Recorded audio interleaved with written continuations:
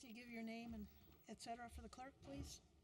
Jesse Hill, 2995 Chase Street. Thank you, Council, for giving me the opportunity here. I'd like to talk about agenda item number 3, the Housing Diversification Study.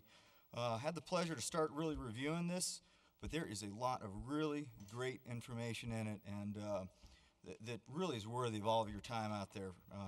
It could be really dedicated to each item almost their own study session, whether it's Future Wheat Ridge 2020, schools, density, accessory dwellings, all of them are very important. So I guess think blankly adopting this study, by its face, I don't think does it justice for the work and good things that are in it. So, but I guess I would like to, we've got to start somewhere and pick low-hanging fruit, and I figure might as well bring one of my topics I've personally interested in and spoken to a few council members on, and that's accessory dwellings that this refers to in the A section of solutions, also known as granny flats, lock-offs, carriage houses, usually a self-contained little unit, either attached or detached to a house. That the main thing what differentiates them from an extra room is they allow for cooking outside of the main kitchen. You can have a range there. Current code does not allow that. And our neighbors Denver, Golden, Arvada, Lakewood all allow these. We're the one that is stuck in I don't even know what time, because actually my house was built in 1938. It was built with these features in hand, made to have someone live down there, and I can't put it to use. I've got an empty room I just remodeled, and it's sitting there. So I'd love to have someone live in there, whether it be a younger person or older person, but it'd be some great opportunity for me to have some income in there, raise my property values of my house. Like I said, there's a lot of us seniors in my neighborhood too that would love to stay in their house, and having an opportunity to either, rent a portion of it out or have, company with them in that would be very important. And my favorite aspect about this though is this could be implemented today with no outlays and cost to the city at all. Simple change in the code, we can move forward. So if any of you are interested in working on it, I really look forward to working with council on this in the upcoming year. Something that's very important to myself, and kind of the one thing, like I mentioned, there's great stuff in this report. It talks about warning about, just don't overregulate this, don't overstudy this, over planning this could lead to not implementing the desired effect. So the same thing I would probably just say in general about the report in general. Take your time and focus on each of these. They're worthy of the time. So thank you for your moments. Like I say, look forward to working with you the upcoming year on some of these great opportunities. Thank you, Jesse. If there's no objection, I'm proposing a change in our agenda tonight, moving item number 1 past item 3. In other words, we start out with 2 and 3, just because we have outside guests that are going to speak on this tonight. Any objection on that? Okay, let's move on to item number 2 then. Great. Thank you, Mayor. We're very excited to be here tonight to give you an update and a presentation on our 38th and Kipling redevelopment project. We have a lot of folks here. We invited the Renewal Wheat Ridge members to come and listen also, so that they can hear this, and they're welcome to come. Is everybody at the table? Was it Janet? Oh, Janet's here. Janet, Jesse here, the two? Okay. We need to take roll. Oh, and Christy. Sorry, Shannon Council. Take roll. Do we need to take roll? I don't think you do in study sessions. You don't normally. Okay. Do you take roll in study sessions normally? No, we usually don't. I did, Mr. DiTullio did call me right before the meeting. He is not going to be here tonight. I did let Janelle Shaver know that. As you all know, 38th and Kipling, the southwest corner is an area in the city that is a high priority in the city's comprehensive plan. It is in the I-70 Kipling Corridors Urban Renewal Plan.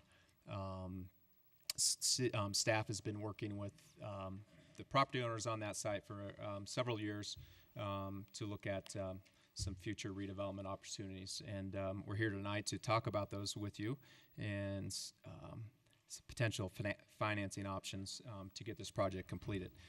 As I mentioned, we have a lot of folks here tonight, which I'm going to invite up to the table. You guys can all come up also. But we have a big team. I think there's plenty of room up here. Big team of folks here working on this project. We have the developer is MVG. John Rankin and H. McNeish are both here from MVG, and they'll be providing you an overview of the project and the project timeline. They have brought on Bruce O'Donnell from Starboard, who is helping them with some financing options and looking at financial structure for the deal. And he'll also give a presentation on assistance that they are asking for from the city and Urban Renewal Authority. Also, the city has brought on Gene Andrist from Andrist Capital Advisors as the city's financial advisor. You may recognize Gene. He worked with us for several years on the Clear Creek Crossing Cabela's project. And then also Sally Tasker. She's our bond counsel. She's with Butler Snow, formerly of Sherman Howard. Sally worked with us a few years ago on the 44th and Watts project, and when she was with Sherman and Howard. So they'll also present and talk to the city about kind of the current market of TIF deals and what we're seeing out there and some of the projects they're currently working on. And then we'll ask for some direction from City Council on how to move forward. So with that, H, are you presenting, or John's going to start? Okay. You're okay. You're the okay. And with that, I'll turn it over. John Rankin is with MVG, and Greg Moran is also a principal with MVG, and he is out of town. I'm assuming he's traveling. So John is the CFO, correct? Correct. With MVG, so he is here on behalf of MVG. Great, thank you. I'm joined here by H. McNeish. He's our Director of Planning Entitlements. As Patrick said, I'm the CFO, and Bruce O'Donnell's our financial advisor with Starboard Realty. So I want to thank you guys for the opportunity to give you an overview of this project. It's something we're really excited about. I think it's an exciting redevelopment opportunity. I think working in a partnership with you guys to make a significant investment in Wheat Ridge is something that we're really looking forward to. So I want to start off by kind of giving you a little bit of background on MVG, who we are, what we do, some of our qualifications, things like that. So this slide that's up there right now just has a lot of pretty pictures and a map that kind of demonstrates the fact that we are a national developer. We're based here in Denver. We've got 15 professionals working for us right now. We've historically, the company was founded in 1999, and historically we've done a lot of retail development. In fact, since 2008, we have developed 60 retail properties, and more newly, we've been working in the senior housing space, and we've completed 2 senior housing properties, and the combined development value of all those projects exceeds $100 million. So it's something that we're experienced in. In the way I kind of describe our retail business is that we try to be tenant-led, which is how we ended up with this opportunity. We have a good relationship with Sprouts. They've been looking to expand their presence in the western part of the Denver MSA. We worked in conjunction to identify this property as a potential opportunity for them, and then I think what sort of materialized over the course of a few months was that everybody, Sprouts included, the city included, wanted to see a full redevelopment of this corner, and that's what we've been pursuing. We've been working real closely with Steve and Patrick and Ken, and it's been a real pleasure working with those guys in kind of pursuing this. So I think the next slide just kind of make sure we're all on the same page here, orients you guys. We're talking about 38th and Kipling. We're talking about the southwest corner. I think really the only thing this slide's meant to demonstrate is that there is a little bit of a gap here in terms of retail presence in this part of the city, and that's what I think led Sprouts to want to be here. As I'm sure many of you know, they have a store that's over in the Highlands that does really well, and they're looking to kind of capitalize on some of the success of that store. The next slide basically depicts a lower level aerial with the 4 properties that we have been successful in assembling. We're under contract on all four of these parcels as we speak right now, and it's about 6.5 acres worth of property. There's obviously 2 larger pieces and then 2 small pieces of property. The family thrift store is kind of on the south side of the slide here. You got the strip center up on the northwest part, and then you have the 2 smaller parcels, the southern one being an office building and the northern one being the Starbucks and the Cost Cutters building. So that's what we've been able to assemble. The next slide kind of walks through our current site plan as we've sort of designed this. Obviously, the leading goal in this was to orient and accommodate Sprouts, and then as we've evolved through this process, I think what worked out pretty well in our minds was that this became an opportunity for us also to do a senior housing project, which is something that we also do in-house, and I think that's a unique quality that MVG kind of brings to this opportunity, is the ability to do both of those in-house. This site plan shows 2 sort of newly parceled pieces of property on the corner. Right now, the expectation is that Starbucks will stay on the corner in a new freestanding building. They've been looking to sort of expand their store and sort of increase their sales. So we're in active dialogue with them, and in a further slide, I'll kind of get to some of the status updates with where we stand with each one of those tenants. But this sort of shows the layout. I'll just make the comment here. This Morningstar facility, they are an operating partner of ours, so we sort of co-develop with Morningstar, but MVG doesn't manage the senior housing components. Morningstar Senior Living, if any of you are familiar with them, they ran a facility over on 32nd and Youngfield for a while, and that just traded actually. Has new ownership as of about a year ago.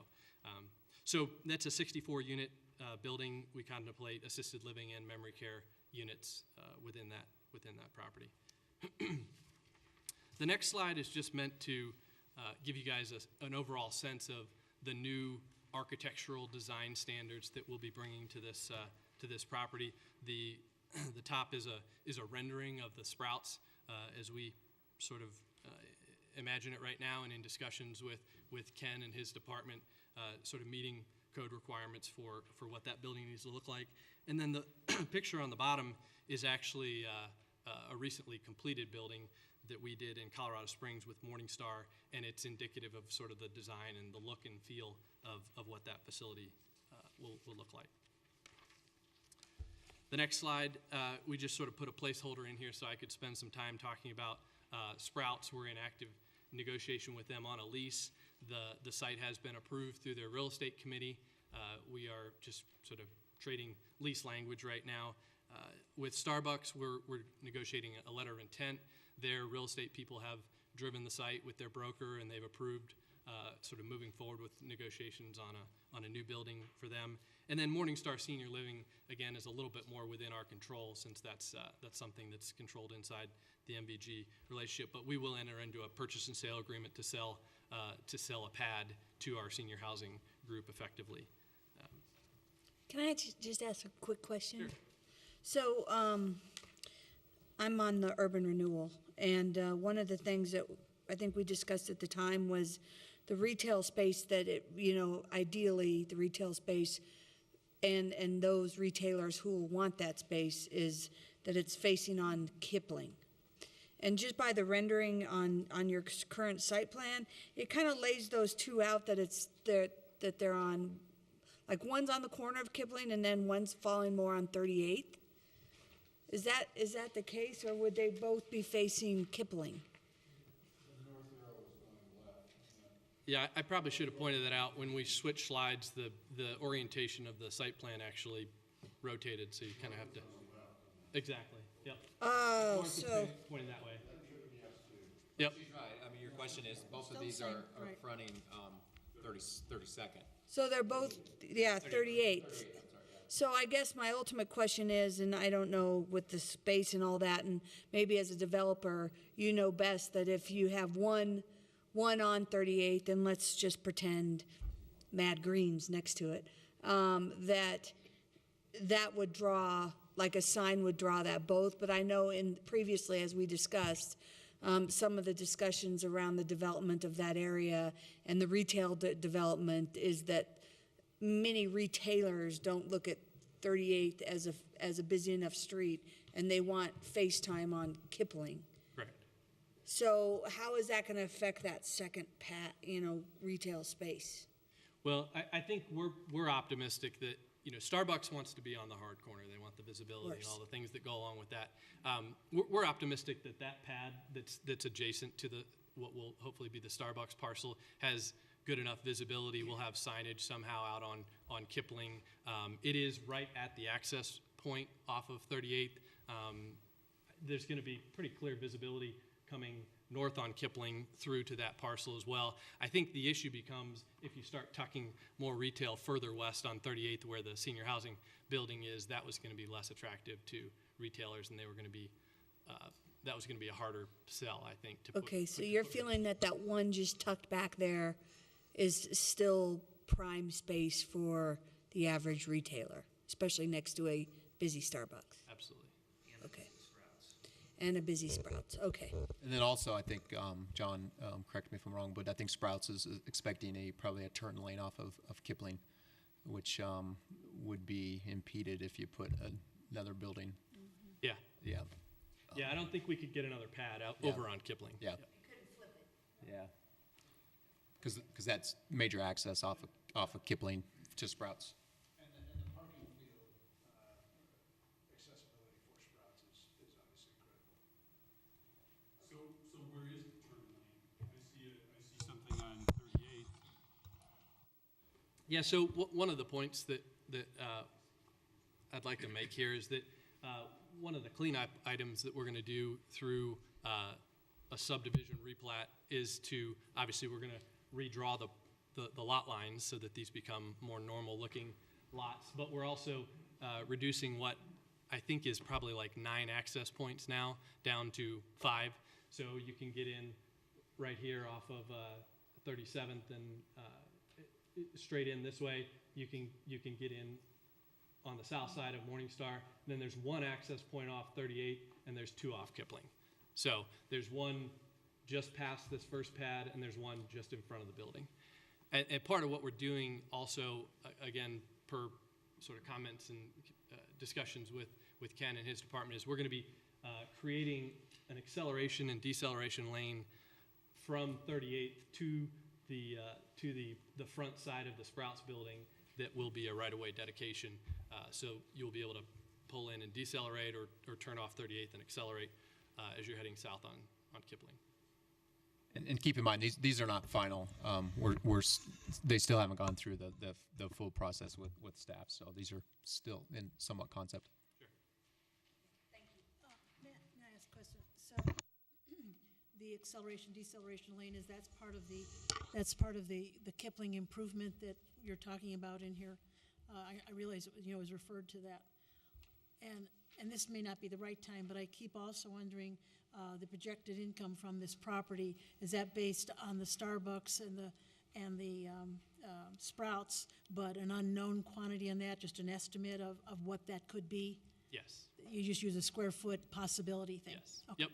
Thank When we originally submitted our TIF application, we engaged Ricker Cunningham back in November sometime frame, and Ricker Cunningham put together the projections for all the sales tax increment and the property tax increment, and there is an assumption in there for 3,500 square foot, and we're not sure whether that's going to be some sort of a fast casual restaurant or something. I mean, our goal is that it would be a retail use. And that's Gene Andrus' role for the city as a financial advisor, is to verify those numbers and kind of give us a assurance that they make sense. All right. The next slide basically outlines the schedule that we're contemplating right now. And what I'd like to do is kind of start from the end of the schedule and work our way back, because a lot of the reason we're here today is being driven by some of the deadlines that we as developers need to be meeting here. So if we start at the bottom, you see that our goal here is to open the Sprouts building in January of 2015. So that's a lease obligation that we're signing up for right now. And so in order to be able to do that, we need to be breaking ground sometime this summer and delivering this building sometime in November for them to get in and start outfitting and training and be ready to open in January 2015. So you kind of work backwards for when we need to start construction, which means we need to have our partnership worked out with the city and the Urban Renewal Authority. There's also a critical date in here that's listed there. April 11th is our first land closing. That is driven by the land contract that we signed first with the family thrift store owner, and that is our contractual obligation. We can't go beyond that date. So we have to write the first check come April 11th. So as we kind of back up from there, our goal would be to be back in front of City Council the end of this month on the 24th for approving this resolution that we're discussing right now, and that's why we're kind of here making this presentation today. So that's kind of the schedule and what we're driving towards, and everything else is running a parallel path to this, whether it be the subdivision replat, the senior housing discussions, the Starbucks. Those will all sort of fold into this schedule, but this is certainly the first in driving factor in our consideration here. All right, so we get to the eye chart now, and I just want to focus you guys on a few items, mostly in the right-hand column here. We are under contract for all 4 parcels, as I stated earlier, and the total contract sales price for all of those adds up to $4.7 million. And then as you kind of skim down through the hard costs and the soft costs that we've budgeted, this includes the construction of the Sprouts building, a construction of a Starbucks building, all the other things that go along with that, the public improvements that we'll be making here, the landscaping, the improvements to the storm drainage system, all the other factors that we're kind of discussing or contemplated in here. And the total retail project costs add up to, the second bubble down there is $12.2 million. The Morningstar project is going to approximate about $14.5 million. And so kind of the main thing we're trying to outline here is that we're looking to make something on the order of a $27 million investment into this part of your city. And again, we're very excited about doing that. So the next slide drills down a layer, and this is what, again, in conjunction with Ricker Cunningham, when we completed our TIF application, this is what we identified as TIF eligible project costs. And this is what's really going to be driving the site improvements here to dramatically improve the look and feel of 38th and Kipling once this is all said and done. So sidewalks, architectural upgrades, we'll be burying some overhead utilities. Again, these costs, if you kind of total down to the bottom, are approximately $4.3 million. And that's really what's making this a situation where we really do need to be in partnership with the city in order for this project to be feasible and for us to be able to move forward with this. And the next slide is what will sort of identify and, again, highlight the financial gap that exists with and without the TIF that we're here to discuss. So I'll run through this real quickly. The total retail budget, as I stated, was about $12.2 million.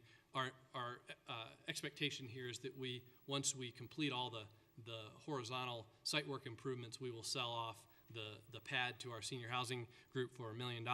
So our net costs are 11.2. And when you compare that to the net operating income that we're looking to achieve between Sprouts, Starbucks, and another retail pad user, that's about $673,000 of annual income. And that in and of itself generates a 6% return. And basically, as developers, we work off a spread here. And so if you look at cap rates across retail projects, they approximate 7%. So what this highlights is that if we were to do this project without any TIF assistance, it's a net negative project. It loses money, something on the order of $2 million. And then the bottom part of the graph here shows that with the $3 million injection, that brings the return up to an acceptable return at 8.2%, and that's kind of commensurate with the type of project and the risks associated with this in order for us to be able to validate this with our investors and move forward with this project. So I'll kind of let Bruce jump in here and put a little bit more meat on the Okay. Thank you, John. My name is Bruce O'Donnell. I'm with Starboard Realty. And just by way of introduction, my background is both in land use and land development and also in infrastructure finance. And I've done a lot of work with metro districts and urban renewal authorities and TIF financing and mill levy backed financings and all that type of thing. And so MVG asked me to help work with them through this process. And we've had the good fortune to work with some really good staff people at Wheat Ridge on Patrick's team, and also with Gene and Sally, who are representing the city. And so real quick, this page that's still up, really it and the prior page that has about the $4.3 million estimate of TIF eligible expenses demonstrate that this project is making some much needed and required investments in public infrastructure for which there will be public benefit, and everything that John rattled off from new widened Kipling, safer intersections, new curb and gutter, new sidewalks, better landscaping, better streetscape, buried utility lines, all that type of thing. But those are extraordinary costs to this project, and they are part of the gap. And so part of the but-for discussion in authorizing TIF has to do with solving for this gap. And so what we've been directed to do, working in partnership with Gene and city and Renewal Wheat Ridge staff, is look at some options about utilizing both retail sales tax TIF and property tax TIF. How could these pledged TIF revenue streams over 25 years be monetized early in the project and come into what we call the capital stack of the developer to solve for this delta that's financing all these public improvements and allow the project to go forward. And so we've had a couple of very good work sessions with the city staff and your consultants, and arrived at some debt structures that we think work very well and that would be well received by the marketplace, meaning there would be interest from lenders to do a combination of loans that would net $3 million of project costs to come to MVG at near the end of April, and again, that would be in the timing of that schedule and allow the project to move forward. And a couple of highlights in Gene, dive in or tag team as you feel is appropriate. But first of all, with what's going on in the market today for infrastructure finance on small projects like this, is typically we think that this would be a loan made by a bank rather than a publicly underwritten bond offering. And there are many, many local banks that are interested in making these types of loans. And in addition to that,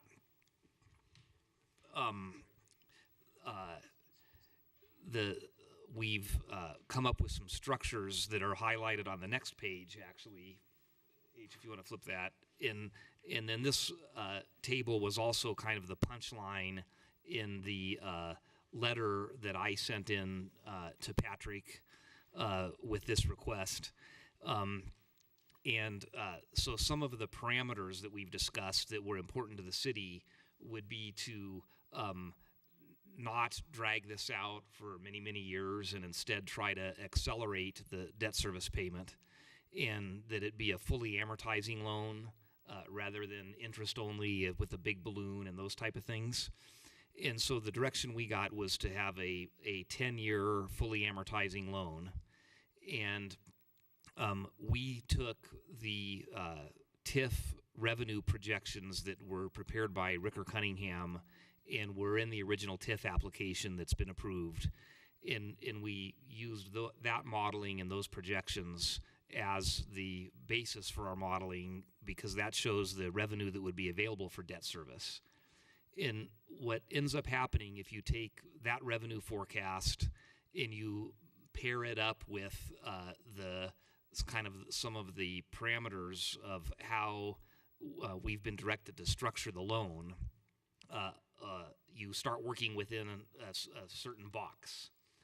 And so what we've learned through this modeling is really the columns 3 and 4 on the right-hand side of this table are the options that are best suited to meet the objectives of the City of Wheat Ridge and Renewal Wheat Ridge, and also the objectives of the developer. And we've taken what I refer to as market-conforming debt structures. So things like interest rate certainty, debt service coverage ratios, reserve fund requirements, and all of the things that lenders would be looking for when they're looking at the credit of this and underwriting the loan. And we've taken those and the revenue projections from Ricker Cunningham and the 10-year fully amortizing term.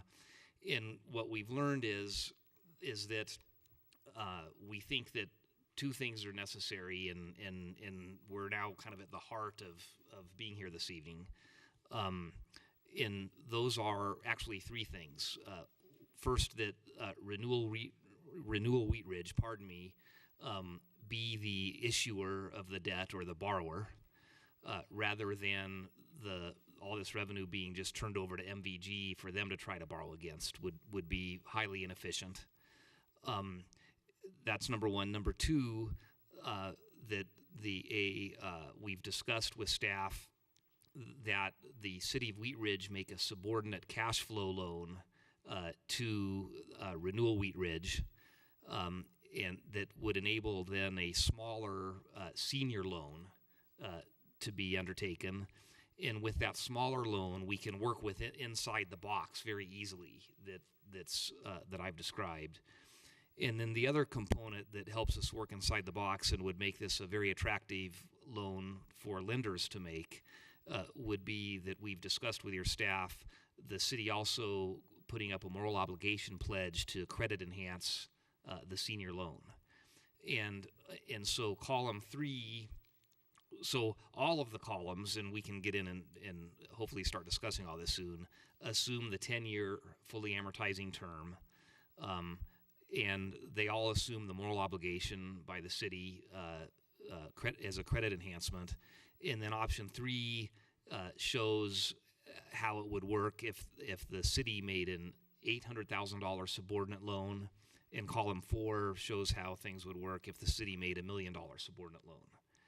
And what ends up happening is the larger the subordinate loan is, the easier it is to meet debt service on the senior loan, and it's the easiest route to the solution. And all sorts of good things start happening, including the ability to get the city paid back and get money flowing into your general fund as quickly as possible. And so what we're here in partnership with the city tonight, and as John mentioned, we've truly view this as an opportunity to enter into a partnership and make a big investment in Wheat Ridge, is to get some direction from all of you on which of these options to focus on, and then get moving very quickly, because there would need to be public hearings and resolutions passed. And as John pointed out in the schedule, Sprouts needs to open in January of 15, which starts to look a lot like a April of this year groundbreaking, or was that May? Sometime soon.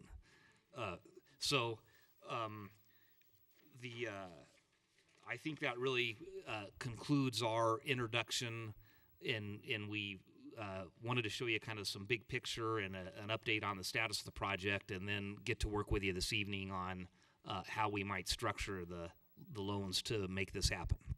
Thank you. Yeah.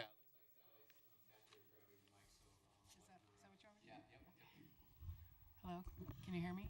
Normally I have a pretty big mouth and wouldn't actually need this, but okay. So my name's Sally Tasker. I am your bond counsel on this. I have worked with you guys before. I am with a new firm, Butler Snow, so I'm gonna pass around some cards just so that we'll have this. We've been asked to talk a little bit about how familiar this structure is right now, what we've been working with, what we've been seeing. And I just wanted to make sure that there's been a lot of terms that are thrown around. I want to make sure that we're all kind of on the same page about what this proposal is. And so our understanding is that what we're looking at is having, I think you guys call it Wheat Ridge. So your Urban Renewal Authority would be entering into some sort of loan obligation, say with a private bank. And the source to repay the loan would be the tax increment coming off of the property. So it's both a property tax and a sales tax. And so you probably already know all this, but I sometimes don't like to just assume. So what happens is you look at what the property tax is basically right now, and you look at what the sales tax has been on that property for the past year. And so you freeze that. And so when you redevelop the property, and because of the redevelopment, you're getting in more property taxes because the assessed value's gone up, and you're getting more sales taxes because you've attracted the new retail, then you're using what is produced from the redevelopment of this property to repay the loan.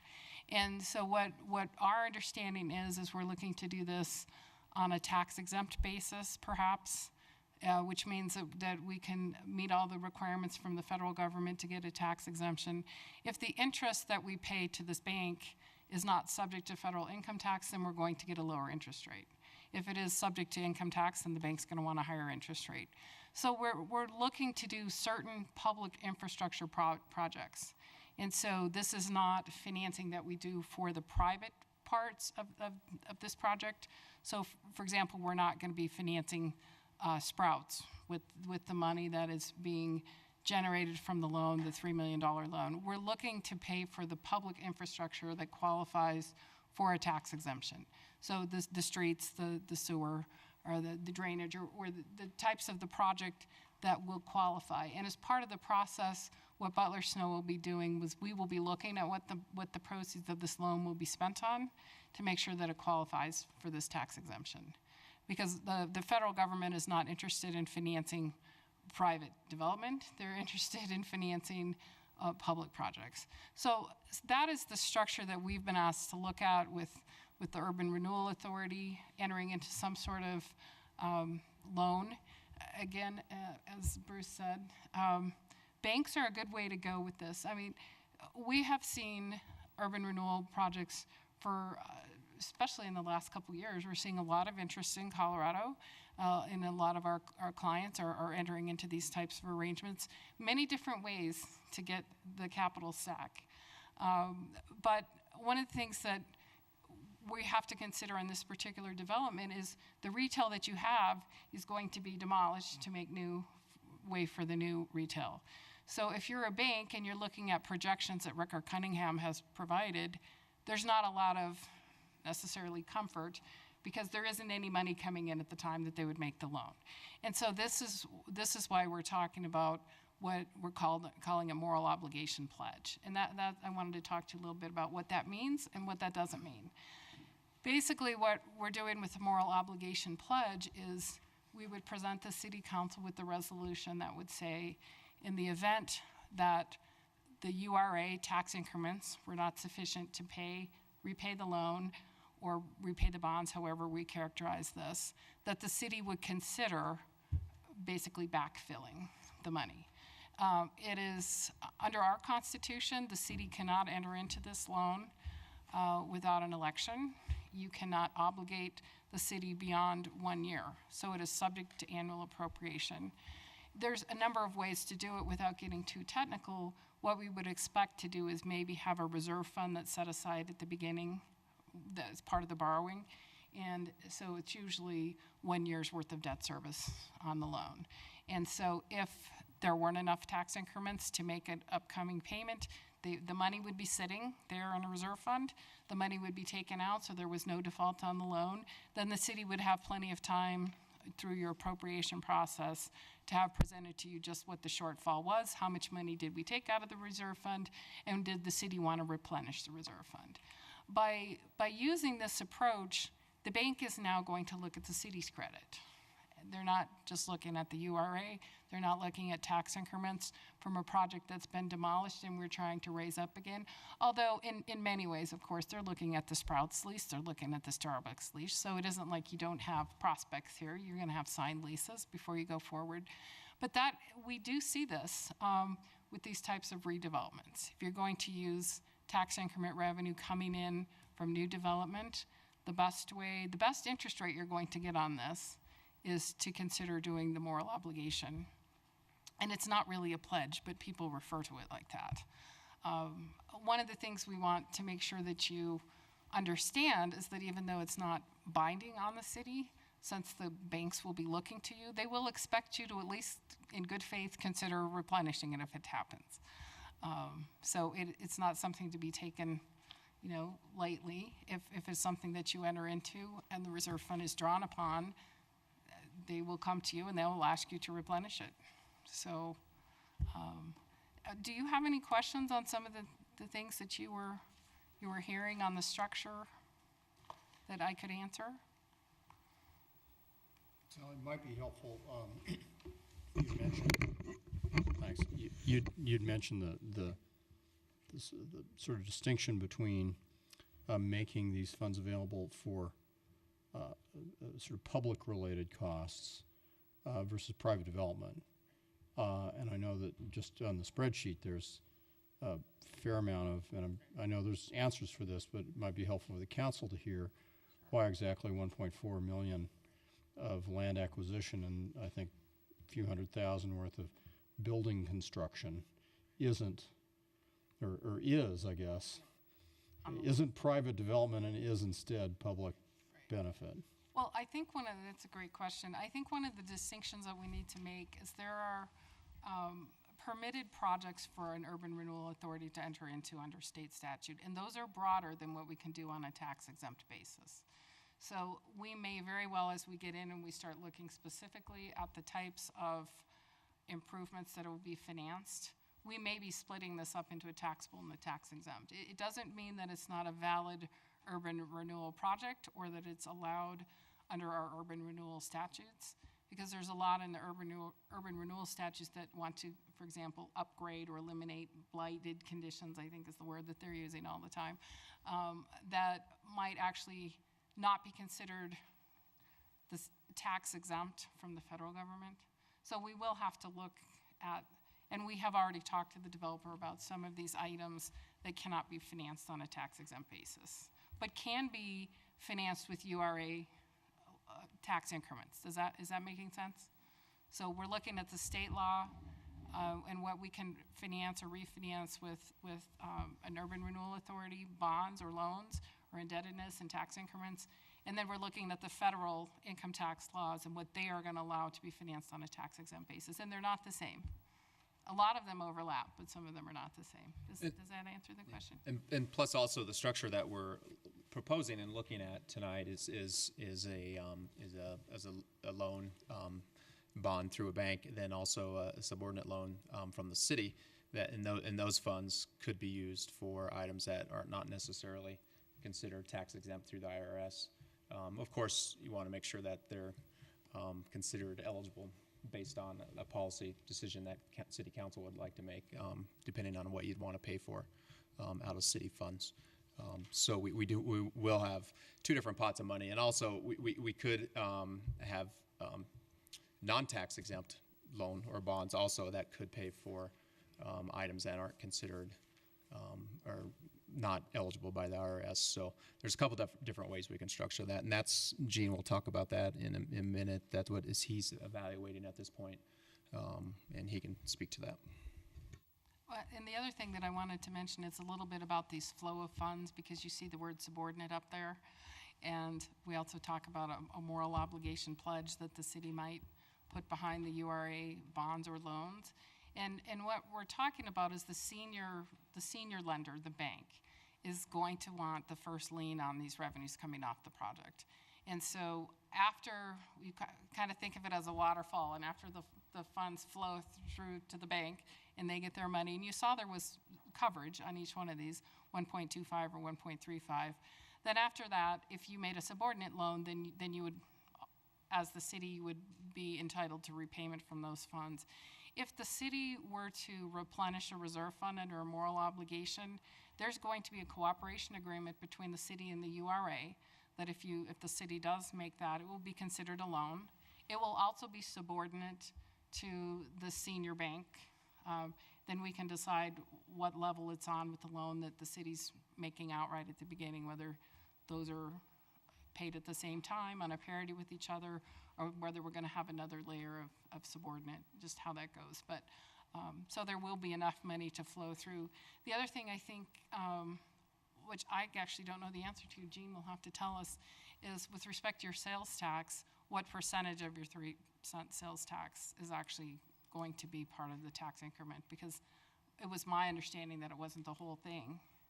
So that the city was already getting money in from this project, because the statute doesn't allow you to split off the property tax increment. It's all or it's nothing. And you have a base amount on your property valuation, and so all the property tax increment that comes in, it has to go to the URA under statute. That's just the way that it works. But with the sales tax, you don't have to give them the increment off of your entire 3 cents. That is something that you can decide how much of the sales tax increment you will be remitting over to the URA, and the rest of the money that's coming in would not be URA tax increment. That would just be city sales tax. So there is an upside to the city beyond just after everything is paid off. Does that make sense? Yeah, and that's hugely important. I know that was a feature of all of Cabela's discussions was, how's that going to get divided? And it was never, it was kind of a non-starter for the city that, okay, all of it goes there, such that you'd have to wait until the end of the term to start realizing sales tax benefit from a new development, which is why you're even doing it. Right. But I'm sure Gene's about to tell us that there's plenty to be divided up in the right amounts. I hope so. Can I ask just one more question? Kind of going back to the financing and kind of back to Mr. Dahl's question of, well, why would we be paying for land costs?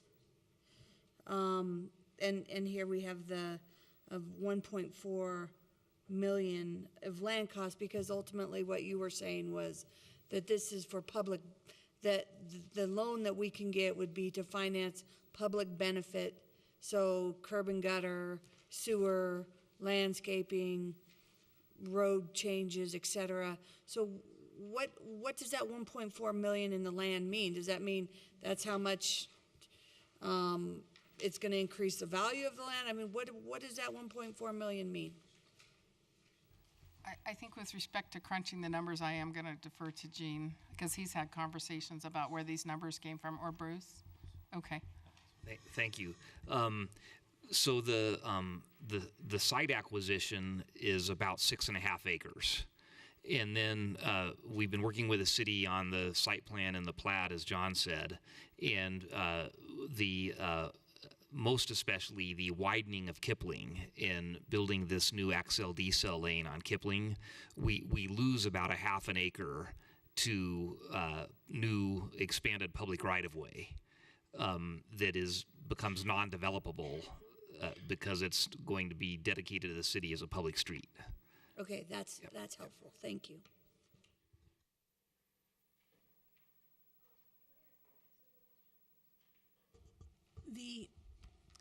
The time between the tear down of the old buildings and the reconstruction of the new, there's a lot of time goes by.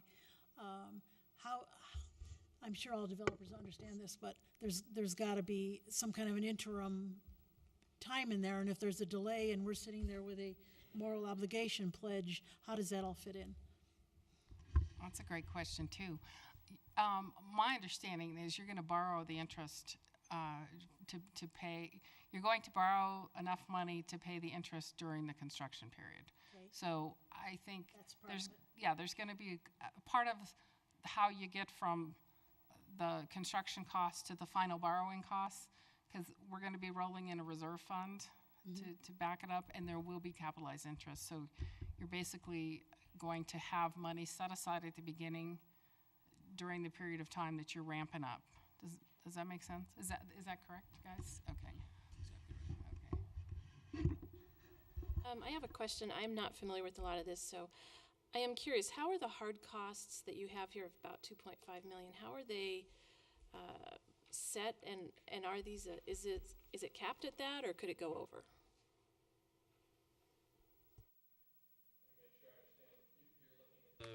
The TIF eligible budget slide? Yes, where it says 2.5 million for your hard costs. You've got the construction, demolition, site work. Right. I'm just curious about how those are those bids already done, or are those just estimates, and could it change? Okay, so we do have in-house construction resources. We have a director of construction, and we use an estimator to put these budgets together. The vast majority of that budget, obviously, is the horizontal site work. So it's demolition of the existing buildings, ripping up all the existing asphalt. It's regrading the entire property. It's putting in the new stormwater piping and detention. There's some water quality that has to happen before the water flows off-site. Landscaping buffers, sidewalks. There are some grading challenges on this site, so there may have to be some retaining walls in certain areas. All of those costs are kind of what's built into that. I guess to your question about whether it goes up or down, that's kind of the risk of the developer. We're coming to you guys, and we're asking for the $3 million injection. Where these costs ultimately fall out is on our back, whether they go up or down. I think what we're going to be working with Sally and Jean on here is, I think at some point we're going to get an independent verification of budget line items that qualify for the tax exempt status. I think what Patrick was highlighting also is if the city makes this subordinate loan and the senior loan amount is $2 million, then that threshold that we need to hit for public benefit, i.e. tax eligible to be tax exempt, is $2 million. It's kind of a lower threshold that we need to meet, and I think I can confidently say right now we're optimistic that we will meet that threshold with these costs. So. Part of what we do as council on this, if the loan is taken out with the bank and it's on a tax exempt basis, we won't necessarily, although we're in construction, we don't necessarily on the day of closing just write a check over to the developer. It is requisitioned out so that you know what the money's being spent on, and you can track the money. So it isn't just, okay, let's go close, here's your $3 million. It is really a process. It's kind of a drawdown. So the money goes, you close on the deal, the interest starts accruing, but you put the money in a project fund. And then there's a requisition process to make sure you've got a list of here's the projects that are eligible to be paid for. We get very specific with what they are. And then the requisition comes in, and this is for this, this is for this, this is for this. If you have cost overruns on one item, you can put them on another item. And I know this might be getting into the weeds a little bit too much, but it is a way to keep track of how the proceeds of this loan and what the city is, in essence, refinance or create. It's a way to keep track of how the proceeds are actually being spent. And to give you certainty that they're being spent on eligible improvements that you've approved.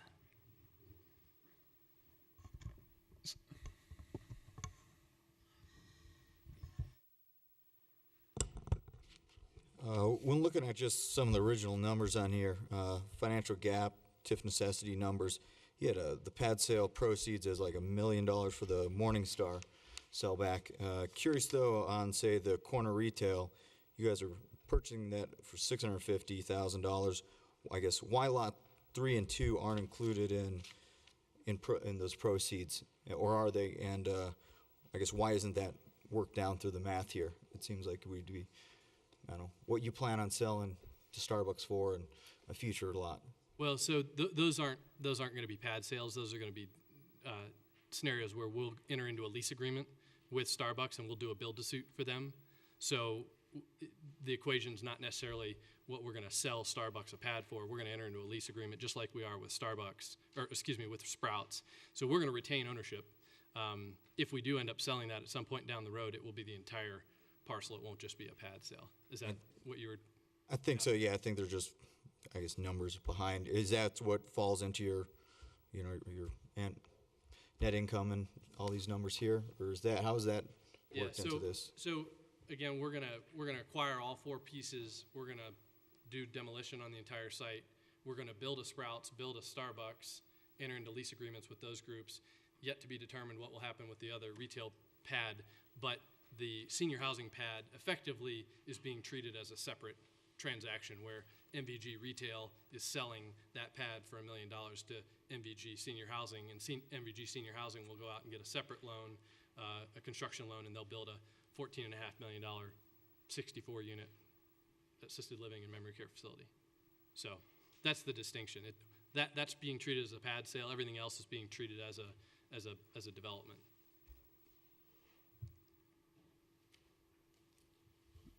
Might be good now for Gene to speak about his role and the numbers he's been looking at. Thank you. My name is Gene Andrus with Andrus Capital.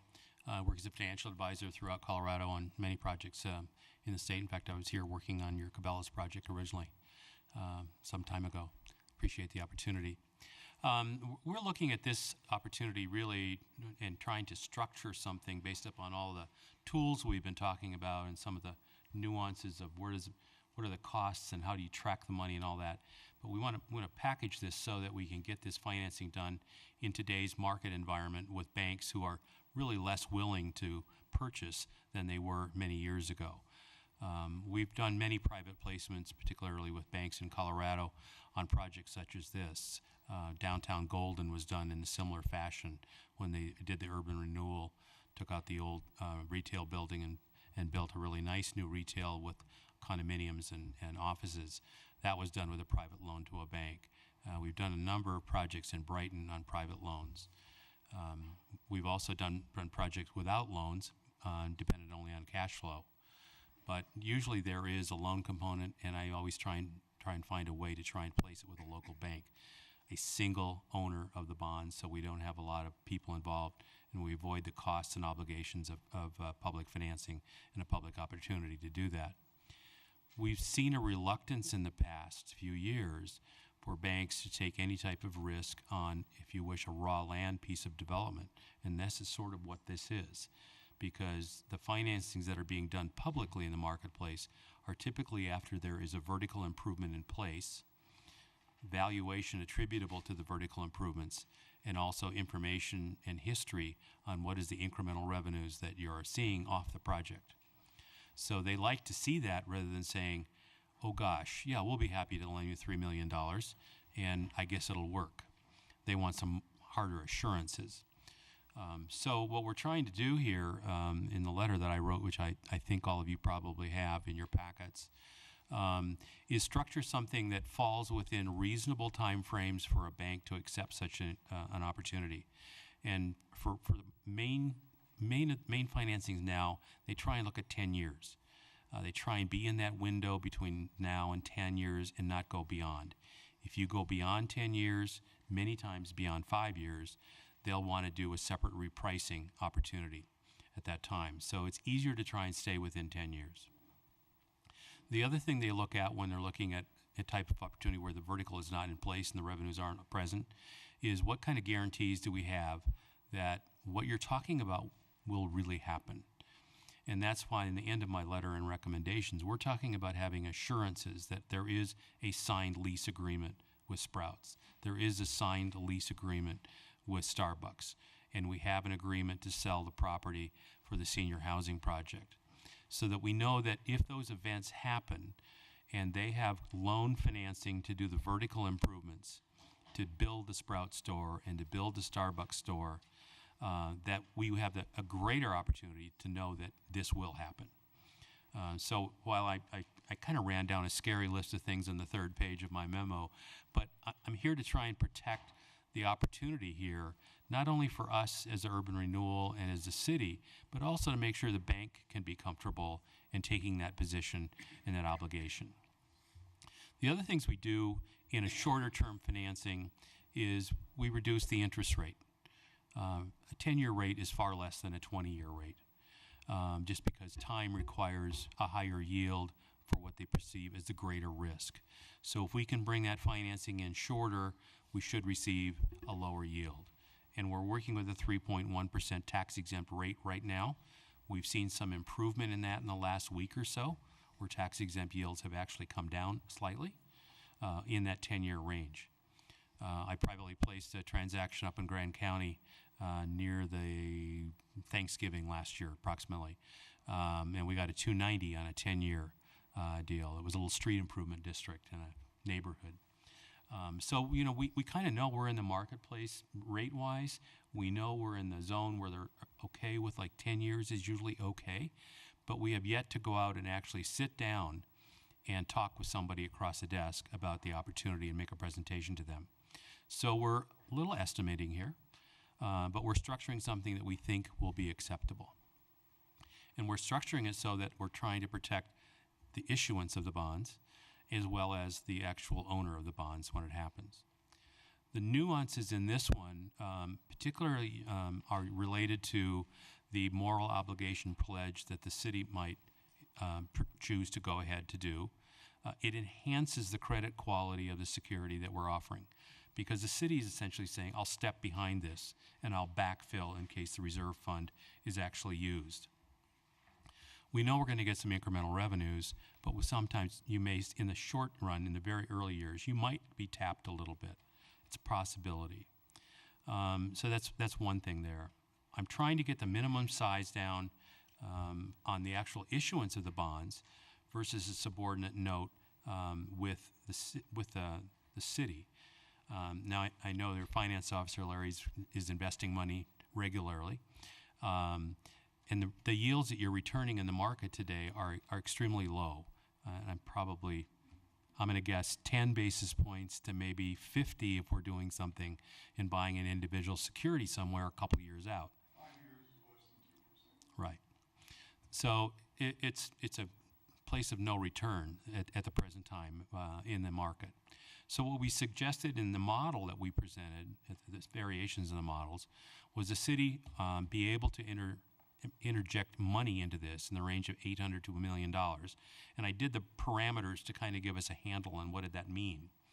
But we even ran this at a 3% return, which is far in excess of any kind of return you do now.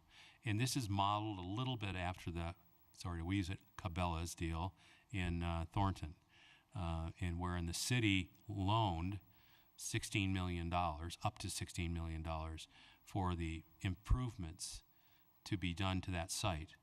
And I think they had a 4% return on it for them, if I'm correct. Rather than the developer saying, I'll be happy to loan that to you, my return is 9% that I'm asking, and I'll deliver all that money to you at closing. Well, in turns, he was going to actually make more money off of the loan than he was probably off of the development itself. So the city stepped in and said, we have some cash available we can invest. And that's what they did. And it was a cash flow note. And you can talk to Chuck about that in detail. So we're marrying a couple different things to come up with a recipe that we think is reasonable. We're trying to put assurances into the package so that we know the leases are signed and present. They have funding to proceed with their projects. We have a project that will go, and then we will issue the bonds, and only then. And as Sally said, we'll issue it, but we'll keep it in the Urban Renewal Authority, subject to receiving invoices and substantiation for what it was spent on, whether it's tax exempt or taxable, depends on how we end up with that, and then we'll pay them back. And we have a cap on it. So we're trying to box this in as tight as we can, build it as tightly as we can, and make it work for you, and is just a good opportunity. The latest one I've seen that worked without this type of a structure was the Costco store up in Timnath. And that was the only one that I saw where all they had was a promise to enter into a lease, and they issued several $1 million in bonds. it did get built, and it seems to be working. But I'm trying to build in more assurances for you before you say, let's go. Does that give you a kind of a flavor for like how we're trying to protect things and how we're trying to structure it? There were a lot of the tools were talked about all the way during this other part of the presentation and the gap question. But that's kind of how we're trying to package it now to make it saleable and reasonable for the owner of the bond and for us as the authority in the city. More questions from council? Ms. Langworthy? I have a quick one. I'm looking at the numbers, and in some parts, it kind of has the property tax portion of it to the side. I guess I'm looking at the one with the blue lines on it. There will be two components, a property tax and a sales tax There increment. will be. That's what I wanted to make sure is because Right. I was looking at the one. It looks like it was predominantly sales tax. So we will be getting both a property and a sales tax tip. Yes. Now, in the event that these numbers come in, I mean, kind of what it looks like projected, it's possible to have the loan paid off in less than 10 years. Is that possible? Not likely. We could perhaps write a provision into the primary loan with the Urban Renewal Authority to prepay. We haven't considered that yet. That's a detail that we have entered into with other situations where we do an inverse chronological call on the bonds from the farthest maturity backward if we have extra money. But I want the subordinate loan to the city to be paid off before we would start paying off the primary loan in advance. Okay. And that's kind of what I mean, because it could, you make estimates, but, money could come in better than anticipated. Yeah, it's a good question. They mentioned several times tonight that Rinker Cunningham did the estimates for us, and I think everybody will say they're fairly conservative on what the revenues are going to be from Sprouts and Starbucks. I think they're below what our market is in Colorado for those stores. So there could be a discussion about those excess revenues, what to do with them to pay the loan off earlier, or the city just sees those or pays off the subordinate loan. I'm sorry, Gene. Go. The construction costs that we saw in the pro forma are very reasonable considering what's going on in the market today, and the market is changing. It is getting more expensive. I know recently that just finished lots for new residential construction has gone up notably in the last 6 months because of labor costs going up and some materials costs. Home building costs are going up because they can't get framers and they can't get drywallers. So they're having to pay extra to get that. Relative to the projections on property tax, using what I think are conservative numbers for the costs, I think we're good. For the Sprouts, they have $480 a square foot as a measure of the retail sales. In Sprouts' own SEC disclosures, because they are now a publicly traded company, for the 167 stores that were open at the end of their third quarter, which was September of 13, they were averaging $15.2 million in sales per store, which is $551 a square foot throughout their entire system. So we're $70 under that per square foot in the projections we're showing. And we're showing a 2% sales increase per year. Their annual sales increases at the stores once they're established is higher than that. So I think they're doing better, and the numbers that we're looking at appear to be conservative. And that's what that's what I saw too. And I guess, because you talk about the Clear Creek Crossing deal, and part of that is what happens if money comes in higher, what do we do with it? And I want to make sure that if money does come in higher, if we can pay down the city portion first, because, we're not a big city with large amounts of reserves, and, to be able to get that backfilled would be good. We're looking at trying to help them pay for the public side of things. So we've got, at this point, a $3 million cap that we're trying to solve for. If they have cost overruns on other pieces of it, I believe it's going to be their responsibility to come up with that, not us. Unlike the 32nd Avenue. Mr. Starker. Thank you. Interesting discussion. I had a couple of questions. What's the current tax revenue on the property, sales and property tax? Let's see if I can remember this now. I think sales is about 31,000, and the property is 17, I think, annual.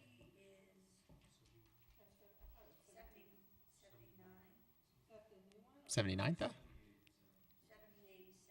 78.7 for property? Really? I didn't remember it being that high. Well, whatever's in there, it is. Is that right? Okay. Yeah. So about 100,000-ish. About 110,000. Yeah. What do we expect the tax revenue to be after the project is completed?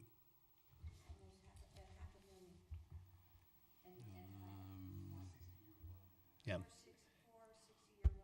But then then we start adding the property tax in there, right? No, then the property tax is a different number. If you look at table 2, Bud, in your packet, and then the property tax goes to 148, 228, 302. It's table 2. In 2015, the property tax is 79,528. Is that right? And then the sales tax is 462 and a quarter. Correct. So about 540,000. So the difference in there is the increment that we're looking to generate off of the property. About 460. So about 460,000 a year. Correct. Most of that will be sales tax, sir. That's sales tax, correct. No property tax increment in 2015 But the following year, we have a property tax increment, right? of 148. 148. 148. Sorry, I don't have my glasses. So we have 148, and then that year we have 470 Yep. in sales tax. Yep. Okay. Yep. How much do you plan on the senior loan being? 2 million A little over. 2.6. to generate 2 million in cash. Yeah. So about 2.6 to yield 2.0. There's a reserve fund in there, and there's capitalized interest, and there's some cost of issuance. And the other thing, just to be clear, that the 3 million that we're seeking would be the net proceeds. Sally and Jean both mentioned a project account, and that's the net amount of the loan issuances that would be funded in the project account at closing. Because, and that would be sort of in scenario 3 or 4, we're looking at 3.38 or 3.36 Yes. Exactly. as the Yes, sir. loan, as the value of the loan. So in your sort of budget analysis, the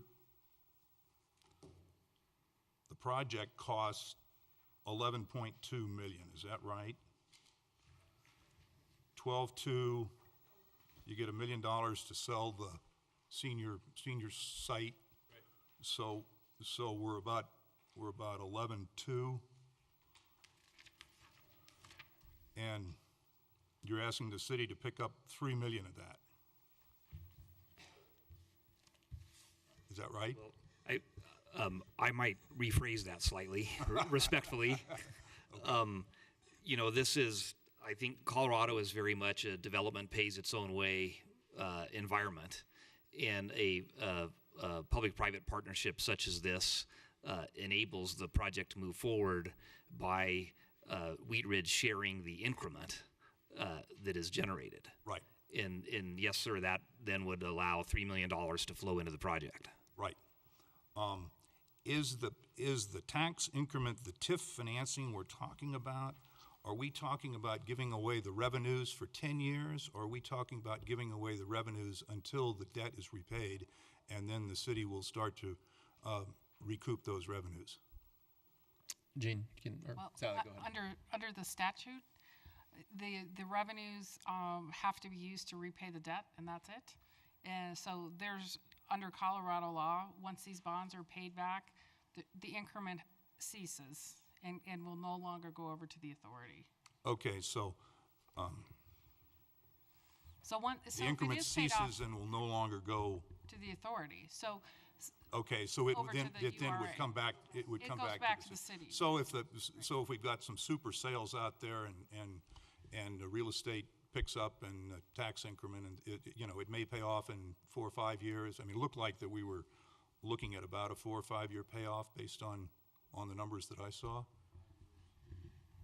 The secondary note, subordinate note that we were looking at from the city for either 800 or $1 million looks like either a 5 or 6 year payoff. But you got to remember that we've also honored the obligation to the senior note with a bank, so they've been paid first, but they have a 10-year maturity. So if we're only 5 or 6 years into it, there still is some time remaining on that bond that will have to be honored. But now you have the ability to pay more of that sooner, and that's why we might get into like an early prepayment. So we would be able to prepay the interest and the principal upon that note. Yeah, it's possible. And one thing that Sally and I structured actually up in Brighton, we have an early call with excess revenues, and we call, as I said, from the inverse chronological order. So from the back end of the maturity, we call down, not from the front going out. And that way it reduces your interest carry and everything. But that way you kind of end up shortening the whole thing. Mm-hmm. Good. And just to clarify too, there was a comment made about once the debt's paid, that the funds no longer are diverted to the Urban Renewal Authority. But the property tax TIF is set up for 25 years. So once the bonds are paid off with the property tax increment, that obligation is met. But the URA can still keep the property tax increment for other projects for up to the 25 years. Yeah. So it's additional funds for the URA for other projects along the Kipling corridor or other parts of the city.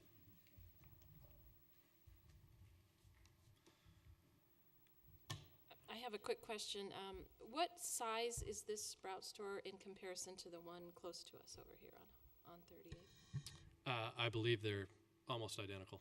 So it's about around the same 27,000 square square feet. footage. Okay. Right. The other one in the Highlands was originally a sunflower market, and it might be a little bit smaller, but this is the Sprouts prototype now, 27,000 square feet. It appears in their SEC disclosures that they're going to have a standard 27.5 store all over the country with not much variation. That's kind of their cookie cutter.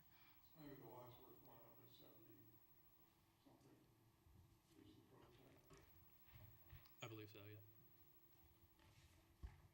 You want a 70? Yeah. There's a new one on Colfax near Colorado Boulevard. Brand new one's just been built there. Opened a few months ago. It's not quite as busy as Trader Joe's, but it's pretty busy. Do we have more questions? Looks to me like, I just asked Patrick, so our duty for tonight is to, when we look at the development schedule on 3/24, we're going to get a city council TIF resolution hearing. It's won't actually be well, there's a couple things that if you remember a couple of weeks ago, you did have a TIF resolution hearing. That was to start the clock for TIF on this property. Unfortunately, the Starbucks parcel was left out of that process, so we have to come back just to amend that to add that parcel so that any revenues off of that site can be included in this. So you'll see that. Is that on the 24th? That's April 28th. So the language in here might be a little different. What we're planning on, if we receive approval tonight or consensus to move forward, March 24th, we would like to bring forward the moral obligation. I haven't talked to Gene and Sally about this, but I think that's something we can do before we have final numbers. The next step, if it's March 24th or a very soon or meeting right after that point, we'll bring a resolution, which you have a sample in your packet of a moral obligation, which they spoke of, and also a resolution to allocate the funds up to $1 million for the subordinate note.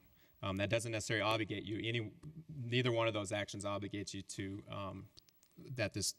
to issuing the bonds. That will be a separate action that would go through the Urban Renewal Authority, actually.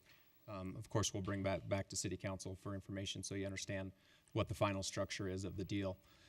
So those are the next steps. And you're probably asking where we're going to come up with the $800,000 to $1 million. Nobody's asked that. So. I started to write you a note.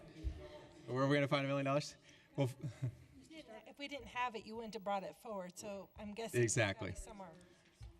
yeah, it'd come from general fund reserves. And as you remember, we adopted the 2014 budget with a 17% reserve, which is your minimum reserve level. However, we're finalizing the closing of the 2013 budget, and it looks like we're going to have it probably at about $1 million more than projected. We spent less, and we brought a little bit more revenue in than we thought. There's also once you pay down the loan for the 44th and Wadsworth project, which you'll see soon. That's going to release about $500,000 of restricted funds that will come back to the general fund reserve. So there's another $500,000. Plus, the Urban Renewal Authority owes the city $350,000 for a loan on 44th and Wads. We're hoping to see that sometime this year when those properties are sold. So that will come back to general fund reserves. And then also we're hoping to sell the Bank of Denver property that we purchased, the Urban Renewal Authority. The city paid for that, and that money will have to come back to the city, which is about $350,000 also, I think. So those are additional funds that will come to the reserve. So we have, in my opinion, enough money to invest in this project up to $1 million. Mr. Starker. Just a couple more questions, easy ones, I hope. On the Starbucks pad, are you planning to build a 6,500 retail building and put Starbucks as a tenant? Or is it a freestanding? Will it have a drive-through? And do you have more tenants in the mix for that property? Right now, it's contemplated to be an 1,800 square foot freestanding building. Okay. With a drive-through. And so then do we have plans for another retail building there to complete your 65 or 6,700 feet? The other pad will be something on the order of, this needs to be run through planning department as far as parking requirements and how big a building we can build and that kind of thing. But something, I'm guessing, in that 4,000-ish range, 3,500 square feet to 4,000. Okay, sort of in a multi-tenant building, or do you think Hopefully it's a single user. Single user? On your elevations for the Sprouts, is the dark stuff brick or block or brick? And then, Mr. Andrus, I noticed that you had very good comments on your last page here, number 1 through 8, and I see that when we transpose them into the recommendations from the staff, they changed a little bit, sort of very subtly. I combined a couple of them. I think he had 2 of the points in his memo. To have a final lease agreement with Sprouts was one item. Have a final lease agreement with Starbucks was a separate item. I just put them in under one number. And I changed the language a little bit in the, I think maybe 7 or number 7? 8 on his, and that was in consultation with staff, with Kin. I don't have it in front of me right now. Well, you have, land use. Mr. Andrus said that the construction drawings have been submitted to the city for Sprouts and are near final approval. And when you transpose those, you said the construction drawings or the site plans. Now, are we going to have the real building plans or just the site plans? We're still in process discussing that, but either one of these will be in the final agreements with MVG, and Ken is still, I think, muddling that through on what we'll be most comfortable with, because the engineering or the construction plans may be too far down the path.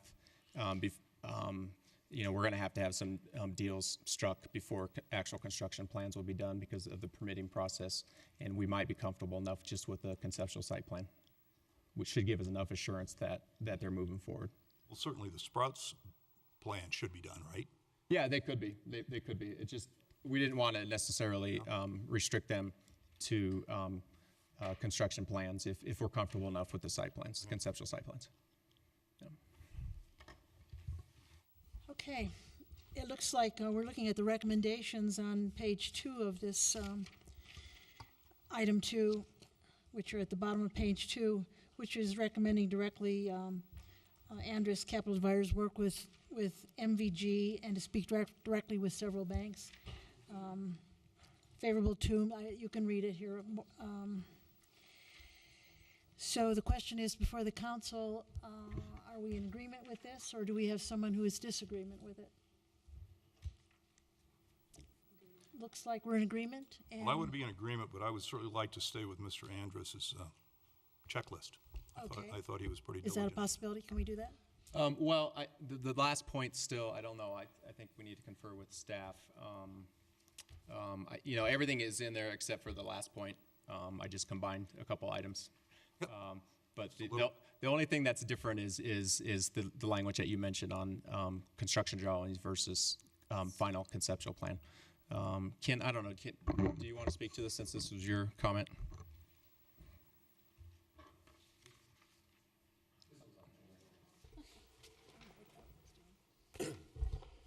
Yeah, I think your characterization is correct, Patrick.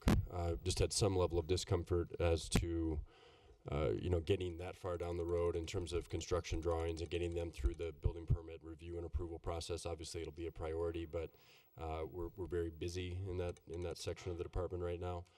And frankly, the site plan review process is fairly detailed. I mean, it includes the landscape plan, site improvement plan, grading and drainage plan, as well as architectural elevations. So we do have a fair amount of surety of what the actual product that's going to get built, which I think is the substantive need to have that provision in the agreement, is wanting to make sure that we know what product we're going to get and that it meets our architectural requirements and urban design requirements. And really that's confirmed in my mind more so through that site plan process, which they've initiated, than it is through the construction process.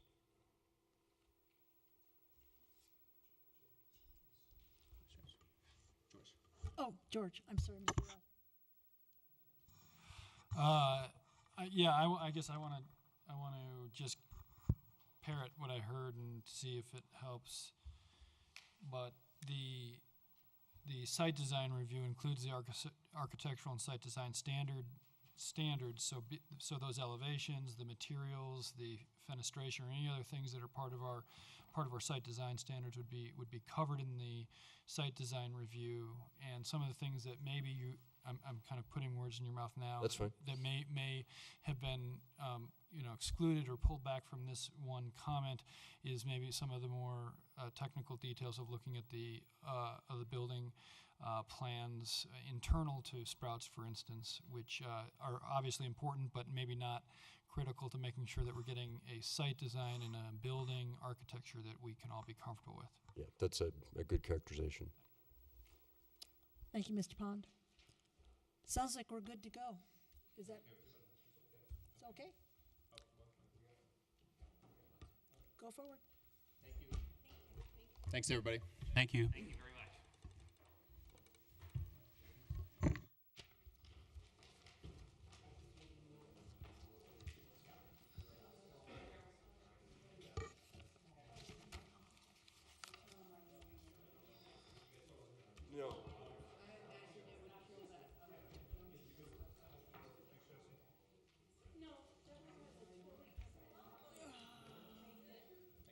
Do we need a break? Let's go for a 5-minute break here. 6 minutes.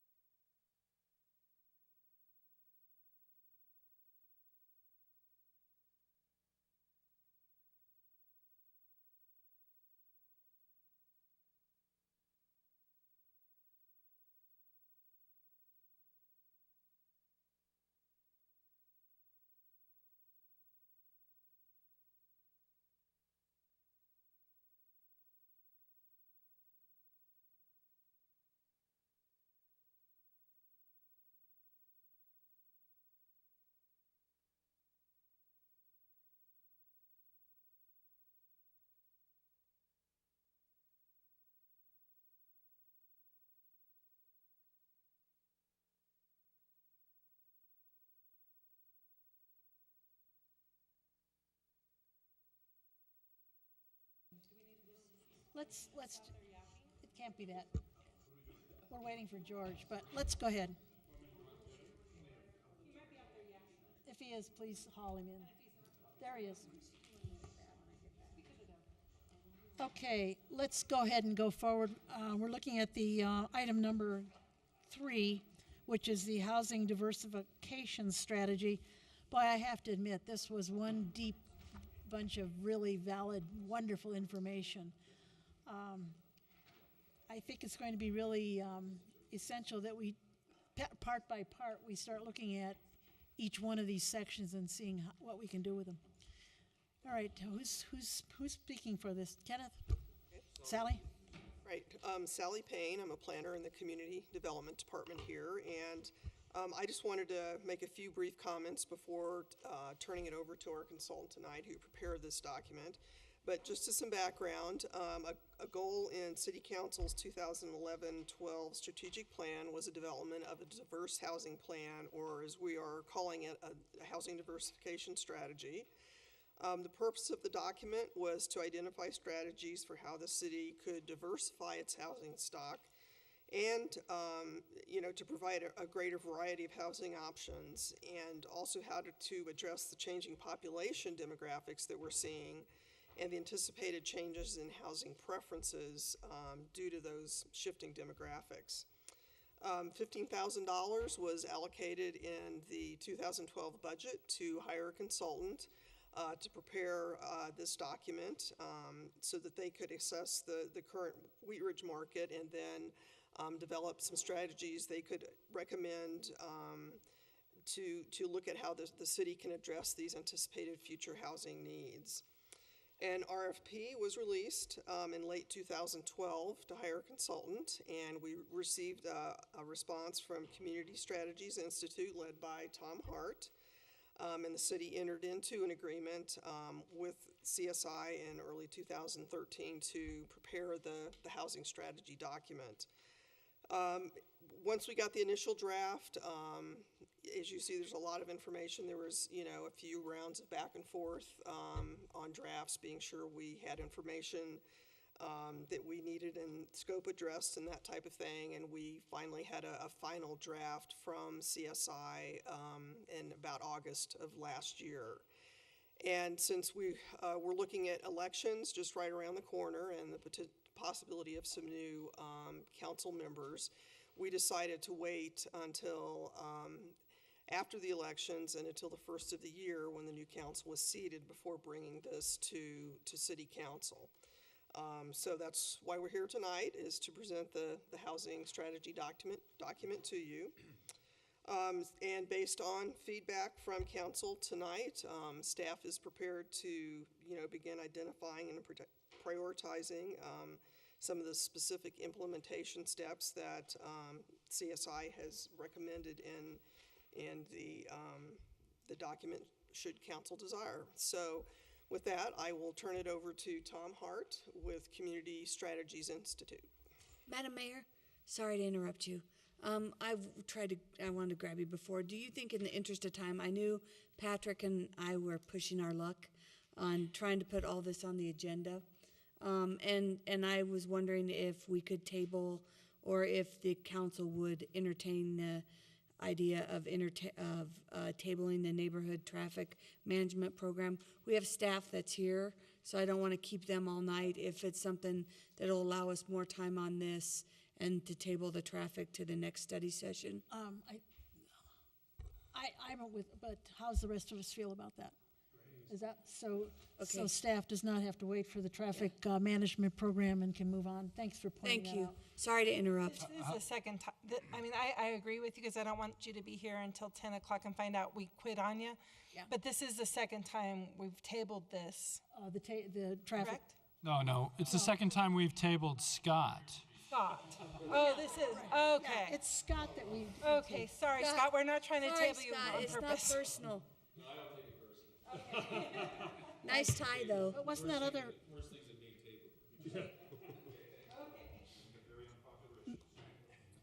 For clarification, are we saying anything about item number 1 that's already been passed Yeah, on? item number 1. I would think think we can get that's through that. quick. That's Yeah. really pretty. It's just a pretty quick. notification. Yeah, okay.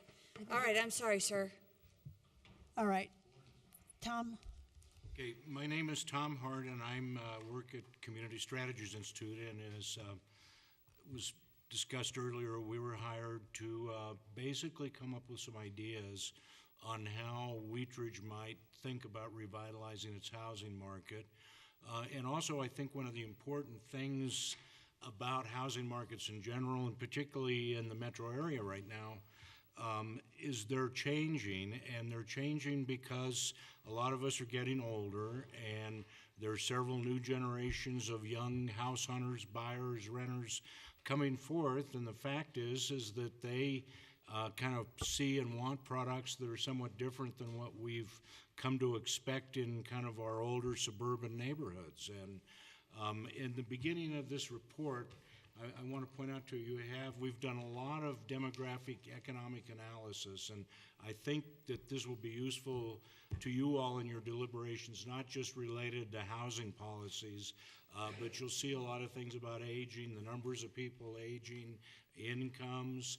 I think kind of a little interesting tidbit is Wheatridge had one of the highest rates of people moving into the community of any of the metro area communities in 2012. And I mean, it doesn't necessarily show up as a huge population increase, but it means that there's something going on, there's some attraction, people are looking to be here. And I think you'll find there are a number of tidbits that we've found in the research that may give you a little bit more insight to what's happening in the community. And one of the things that we talk about a lot in the narrative is we have these various labels for people, and really they have to do with age groups. And I just, for purposes tonight, we talk about this age group called the new millennials, and really they're the youngsters. They're about 21 years of age now. A lot of them are still at home, obviously, but there are some that are out in the housing market, particularly looking for apartments. Then you hear a lot about the Generation Y age group, and those people were basically born between 1981 and 1992. Their age is now 21 to 32. A lot of those folks are starting young families. The Generation Xers from 65 to 80, now they're getting in middle age, 33 to 48 now. And then you have the baby boomers, and this is kind of the tail end of the baby boom folks, but they're in the 49 to 67 age group, and then we call the older people the traditionalists. And I think those characteristics, as you think about people's attitudes about things, and even as you discuss some of the housing policies and issues in the city, I'm sure you can see, based upon their values, their experiences in these different age groups, they have kind of different views about how things should be. Well, we also, while we were here, we did a lot of, statistical research, but we also talked to a lot of people.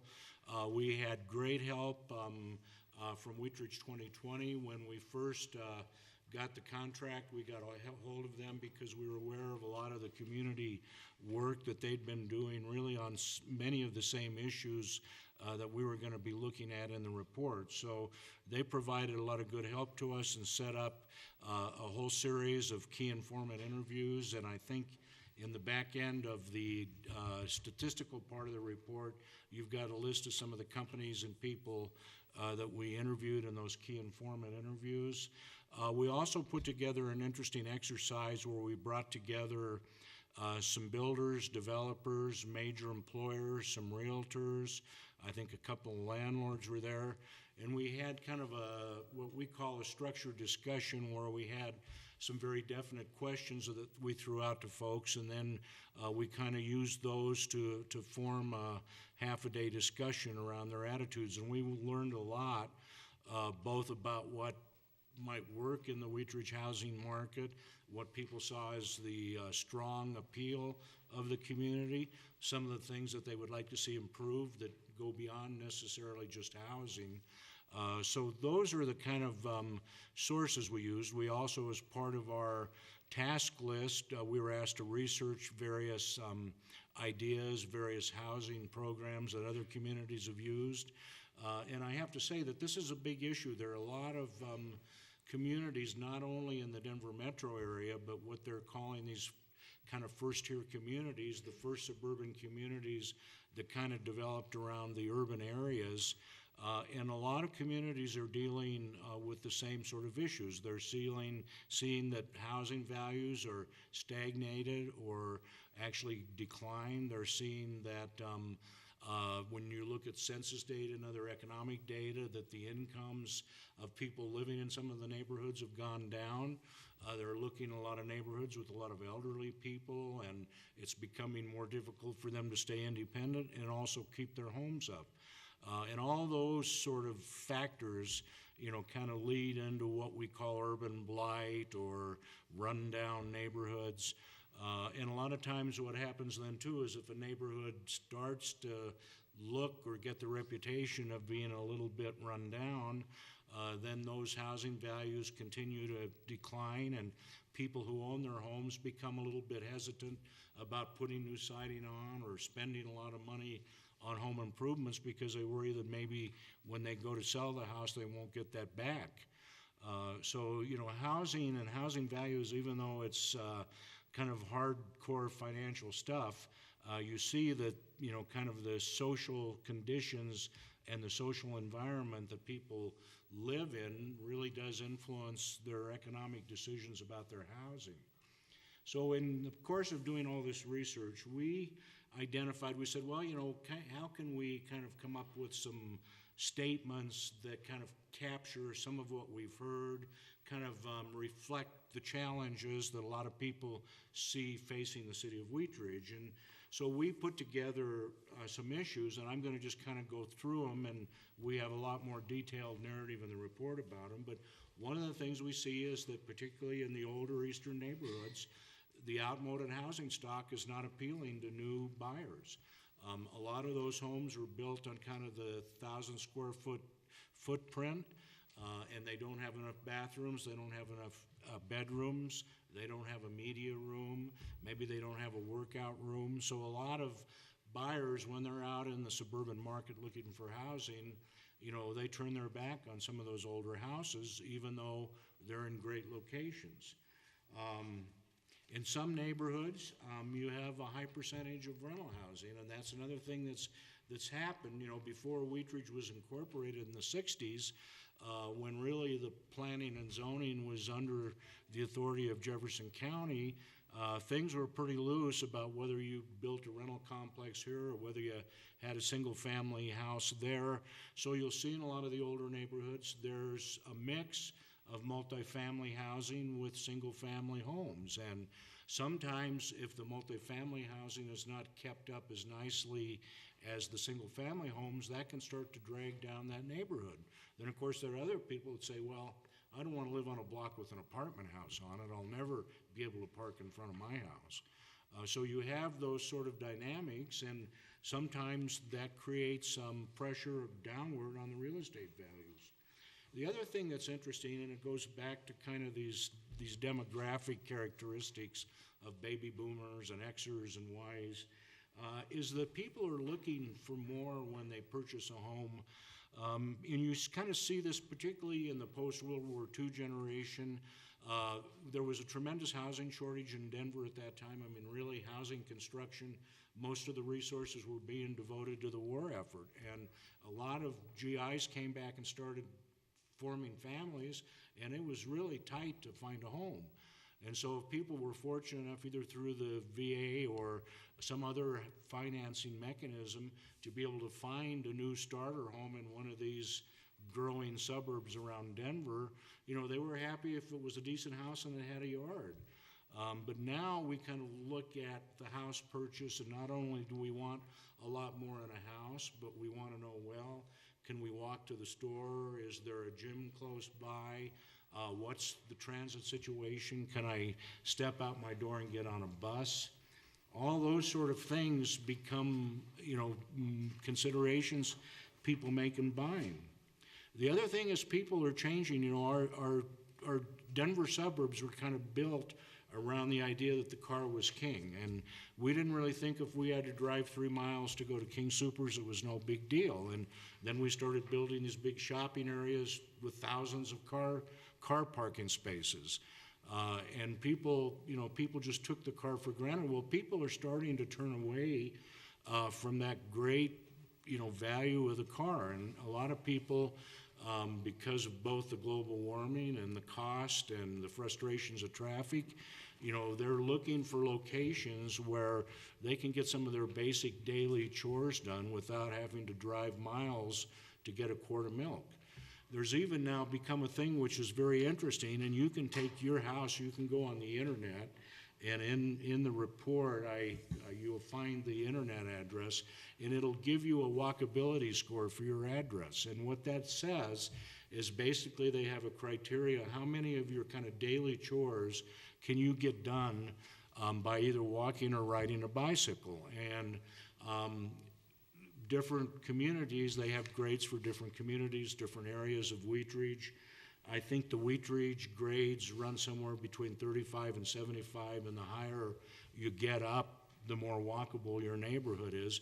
But the neighborhoods right now where the most intense residential development, multifamily development is occurring is in Lodo, and that has a walkability rating of 95.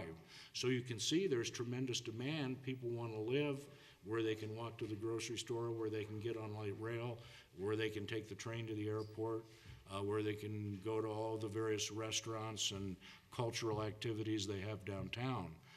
So that walkability score, I think, is another thing that really reflects the value people are placing on being able to be a little bit less dependent on the car. The other thing that we found, and having grown up in Wheatridge and being a graduate of Wheatridge High School, I was a little bit disappointed to find this out, but the Wheatridge schools don't have that high of scores. There's a website that has put together the rate schools, and there were the Wheatridge schools, there's some Bs, there's some Cs, and there's a couple of Fs. And I think that's an issue too, as people go out in the metro area and they start looking at what choices they have for elementary school, junior high school, middle school. Those school grades become an important consideration to them. I think the other thing that is a real challenge for the city of Wheatridge is that it's basically landlocked. And because of kind of the way annexations have worked in the other communities, Arvette and Lakewood specifically, there's not a lot of unincorporated land to be annexed into the city. And when you start looking at statistics and comparing real estate values, comparing incomes, Wheatridge looks less affluent. The houses quality and certainly cost-wise are lower. But part of that is because those other communities have still a large supply of open land where new building can take place. And so you have both the more expensive, more modern homes in those other communities, and people are moving and buying those homes. But Wheatridge doesn't really have that same large open land that it can just let the developers build more new, big, modern housing. So that's another consideration. I mean, Wheatridge, with the kind of configuration and boundaries it has right now, it really looks like a lot of the emphasis is going to have to be on redevelopment. With the parcels that are left, it may be a better policy to encourage more dense development, multi-story development. So with those issues, then we kind of went through and said, okay, what would be some ways that we could set up some positive goals, and what could we offer in terms of suggestions and actions that both the city council, the community groups in Wheatridge could look at and say, okay, well, let's work on this, or let's make the investment to do this or that. And we have a lot of items in this list, and I'd love it, if you all wrote me back and said, oh yeah, we adopted the whole thing, we're doing them all. And I think actually one of the things we talk a lot about in the report is walkability, and I think the project with the Sprouts and the senior housing right there is a perfect, example of how to do that. And again, that's a good, as I understand it, it's a redevelopment site. And so where you had more parking spaces, not only are you going to get new shopping opportunities, but also some housing. And the store people will love that. They'll have a built-in audience for shopping. So that's a good thing. But anyway, one of the things that we think that the city needs to do is have a goal that really consciously says we're going to try to attract younger, affluent households, and we're going to try to have the range of housing types that those people might want to either rent or buy. And you know that includes both single family attached. You need some nicer apartment complexes. You know, there are a lot of people now that are kind of making a lifestyle choice of saying, well, I don't really need to own a home. I don't want to be tied down to the maintenance. I like to travel, but I'd like to have a place that would be just as nice as my home to rent. And there really aren't any newer, what you call type A complexes in the city of Wheatridge. So that's something, you know, that is a need, and that's something that, you know, hopefully the city can encourage some residential developers to look at that. I think the other thing is that, you know, there's no way around it, and this is a problem that's common throughout the nation, where you have those neighborhoods with the smaller homes. They're going to continue to be in a status quo or declining market if you can't change the footprint of some of those homes. And there have been some successful efforts at that. The problem and the challenge of it is it's not cheap.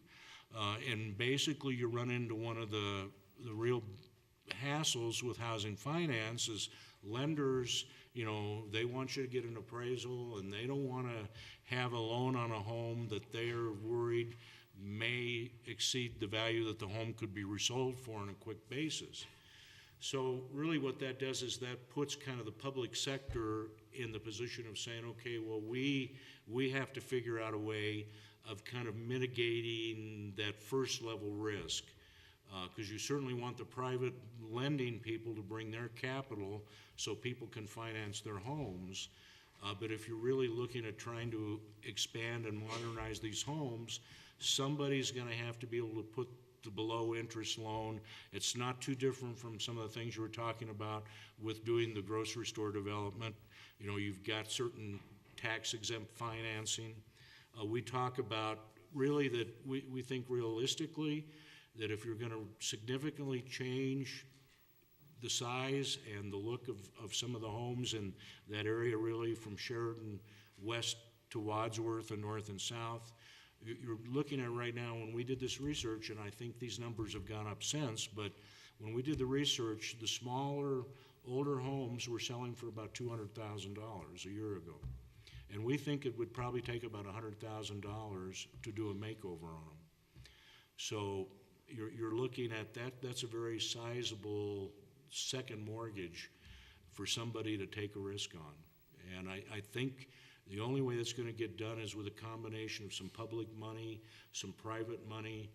The Colorado Housing Finance Authority, which is the major housing bank in the state, they've done some portfolio projects with other communities where they've taken loans in their portfolio if they can be assured that there's partners in the deal, and that means, you know, city money, it may mean private investor money, then of course the bank money on the permanent mortgage.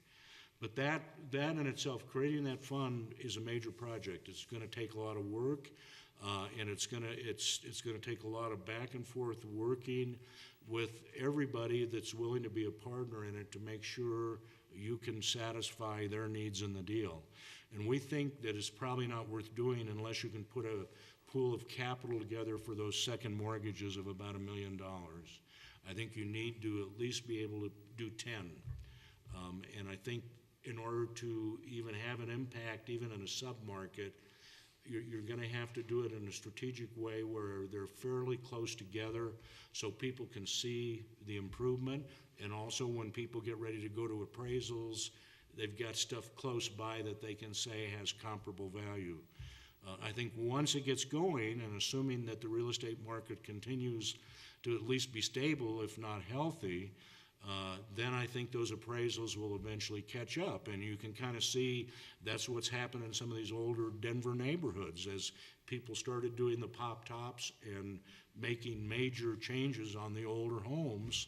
Pretty soon, you know, you could talk the bank into $500,000 for your pop top. So that's really what you have to do is somebody has to start it. I think also, I mentioned earlier Wheatridge 2020, and they've done a lot of this kind of work in the community now. They've done a lot of rehab and done some new construction of duplexes. And I think really that you need to focus and you need to designate somebody to kind of be the spark plug agency on the housing improvement. And I think it makes sense to look at a private entity that's not directly a part of the city government. I think it makes sense to look at a private entity that doesn't have the same, in some people's minds, kind of negative connotation of a housing authority. So I think Wheatridge 2020, again, because they have experience and capacity, they would be a good agency to kind of designate and say, we want you to work specifically on this. We think also that, you know, in terms of the existing rental properties, there are some issues there in terms of there a lot of them are not being kept up that well.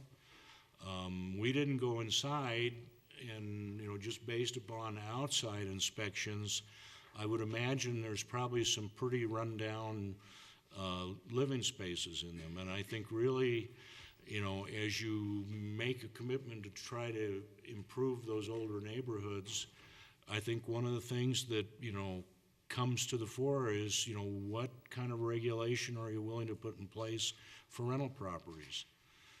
Some communities have what they call a rental licensing program, and on an annual basis, you get a license from the city to offer your property in the market for rent, assuming you meet basic standards of habitability. That license gets renewed, but if you have a situation where you have an owner or an absentee owner that doesn't want to put money into the property, then the city has some leverage over that owner to get those improvements made. Now, the other thing some communities do is when they take that approach, they also look at developing rental rehab loan funds, so that if a landlord says, well, you know, I'd like to fix the roof, or I know that you've gotten 10 calls this winter over the furnace boiler going out, I'd like to put a new boiler in, but I don't have the money. There are programs that other communities have put together where they've been able to provide low interest, affordable loans and kind of structure it based on the cash flow of that property owner so they can get the improvements they want and slowly get paid back over time. There's been a lot of talk in a lot of communities about accessory dwelling units, and basically what those are granny flats, you know, and it was not too uncommon in a lot of the older neighborhoods that there would be an addition on the house where grandma lived, or maybe there was an alley house in the backyard where grandma lived and it was a smaller structure. And that may be another option that the city ought to look at for some of the older neighborhoods. There are probably lots and configurations where that could work for people, and it may be either because, and I personally would recommend not restricting it just to family members, because in some communities where they've put restrictions on it and saying it has to be a family member or a domestic worker, then change happens, that family member moves, you have an empty unit away, or you have the people, you know, playing games about who's living there. So, I mean, if you make a commitment to try accessory dwelling units at a policy level, I would say don't restrict who lives there. It will benefit the community if you have a little bit denser land use and more available housing units in your neighborhoods. But I'm not a big proselytizer of accessory dwelling units. I think especially when you're looking at trying to put them into existing neighborhoods, you have lots of issues with, will the water and sewer infrastructure let it happen? And then a lot of times surrounding neighbors don't like the idea because it means more people parking on the street. So I think, you know, if you adopted something, I'd say try it on a trial basis, see if it works, see if it's well received in the community, and then if it does have its desired effect, you know, go ahead and extend it. But then you can say, it's only a trial, we're gonna look at it and see if it really is something that fits our needs. I think another important goal is that, you know, citizens need to have this sense of place. They need to feel, and this goes back to talking about these demographic characteristics. And we did a lot of driving around, and, you know, there's some, Wheatridge does have some opportunities to create, you know, little neighborhood niches where people recognize it as their neighborhood gathering spot.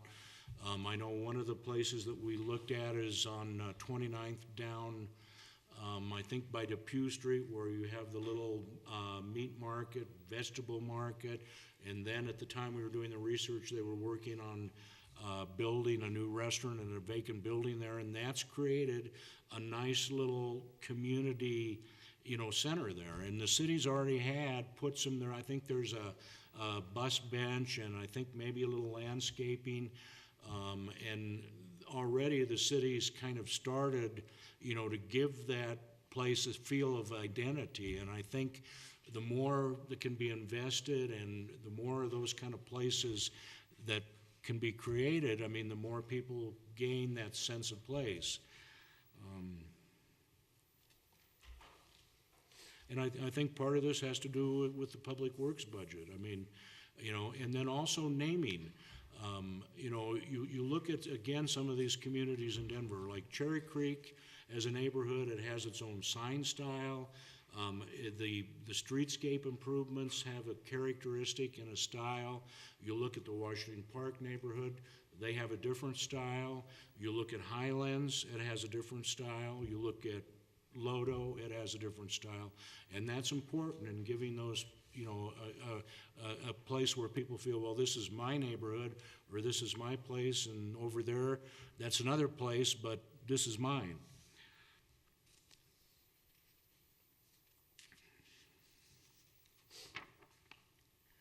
I think, again, Wheatridge 2020 has been very successful at trying to build that social connection and provide that sense of identity within Wheatridge. And I think there's more, you know, as a nonprofit, it's always having to, you know, hustle for resources. And I think there's more that can be done. And I think if more were invested, for instance, you know, we mentioned the idea in the paper, maybe Wheatridge 2020 would have some kind of naming contest. And some of these places, you know, people, as we were talking to people, people would say, well, yeah, I remember when they called this at 35th and Eaton, you know, well, that was called Willow Corners, and this was called Pebble Heights. I mean, finding, you know, some of that historic stuff, but also looking at what makes sense. You know, is there a natural feature? Is there a cultural feature that helps identify? I mean, part of Boulder's attractiveness, right, is it has that huge natural asset right there, the Flatirons. I mean, every picture you see of Boulder, those Flatirons are right there. I mean, then you think of Hollywood. You know, Hollywood has an identity. It's the movies. You know, it's a cultural identity. And so I think the more the communities can do, you know, to highlight those local things and those local realities, you know, the more people feel like they're gaining that sense of place. Another thing that we found that we really didn't know when we started the research is that Wheatridge really has pretty good mass transit access. And it's going to get better, you know, when that Ward Road light rail station gets built out there, the Gold Line. It really has pretty good, and you look at the bus routes, and you've got high-frequency bus lines on most of the major thoroughfares. But then again, is driving around the neighborhoods and looking how people gather and where they gather. One of the things we notice is a lot of the bus stops, it's really hard to tell where a bus stop is. And again, you know, I don't know how much investment RTD has in that. They're probably, I don't even know if they put up the sign that says bus stop or if the city does that. But again, as part of Wheatridge could bring more visual awareness to people that we have good bus transit, and there are lots of bus stops, and the bus stop, you know, has a light, and it has a little rock garden, or it has a bench to sit on. Because again, as people are driving through, looking at neighborhoods, thinking about buying, that's something that becomes a consideration. And if it doesn't even dawn on them that you have good bus service, you know, they may not get that deep into looking at the houses in the neighborhood. Another thing that I think is going to be a challenge in terms of that too is how can you get some kind of circulator service going within the city of Wheat Ridge, and how can you maximize the benefit for other neighborhoods of that light rail station? Because again, you have, and somebody pointed out to us that if you get on the bus at a certain place and you're going to Wadsworth, you have to transfer to get to the city center. And I mean, what is that, 2 miles away? So somehow, you know, while the regional bus system works great, there's not kind of the interconnection that lets people travel freely within the city. So, you know, that's another thing that, again, builds, you know, this sense of place and this ease of movement. The other broad area that we looked at is we think there are a few things, you know, having to do with the city regulations that can help encourage more what we call compact development.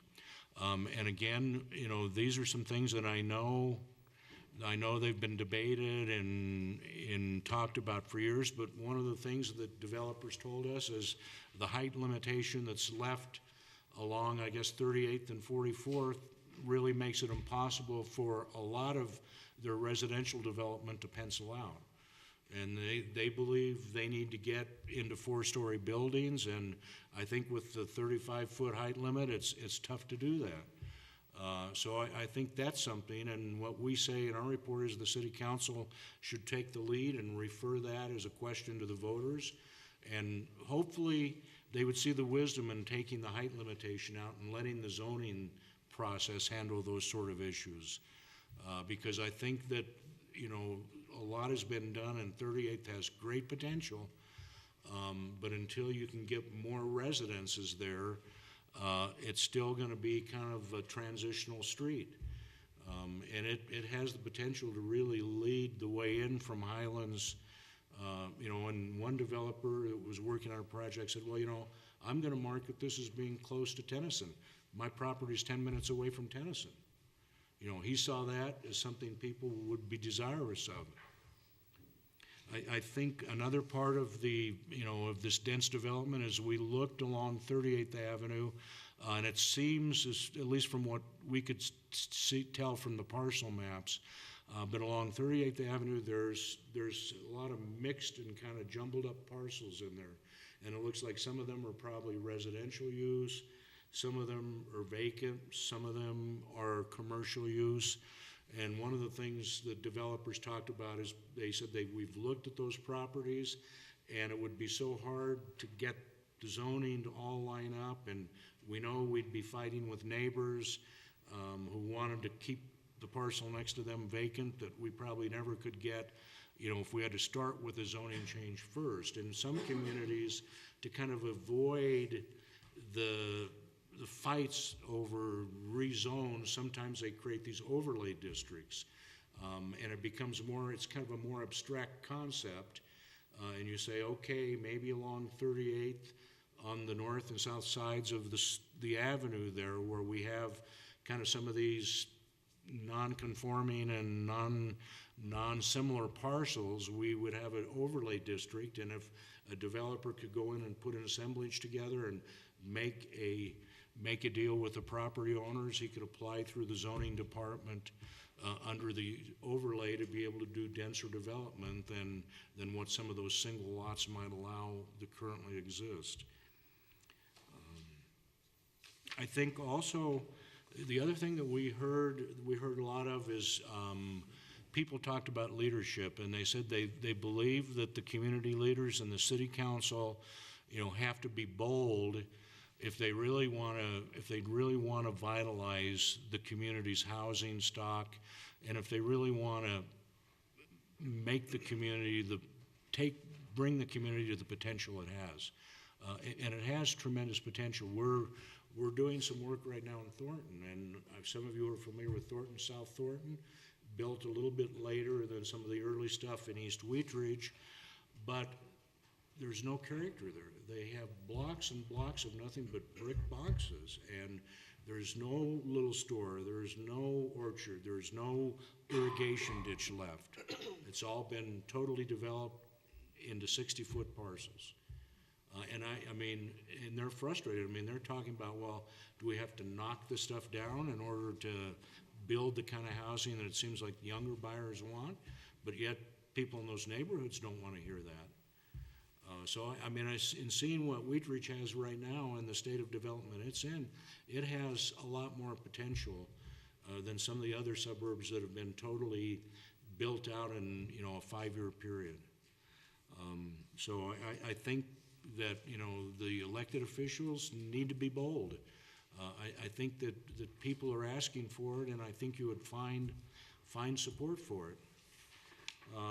The other thing I just want to finish off with too is that you've got this massive menu of stuff you can consider, but I think also too, if you make a commitment to some kind of strategy, not only I think should you revisit it and see what progress is being made and whether or not your investment is creating the kind of outcomes you want, but also I think it would be good for City Council to keep some progress indicators in its pocket, and maybe every 3 months, maybe twice a year is enough, maybe once a year is enough, is to revisit and say, okay, well, what are some of the things that are easily trackable that can tell us, interesting information about our neighborhoods, about whether or not any of these strategies we've developed and adopted, whether they're doing anything. And I think one of the things that the council ought to see is information on building and vacancy rates.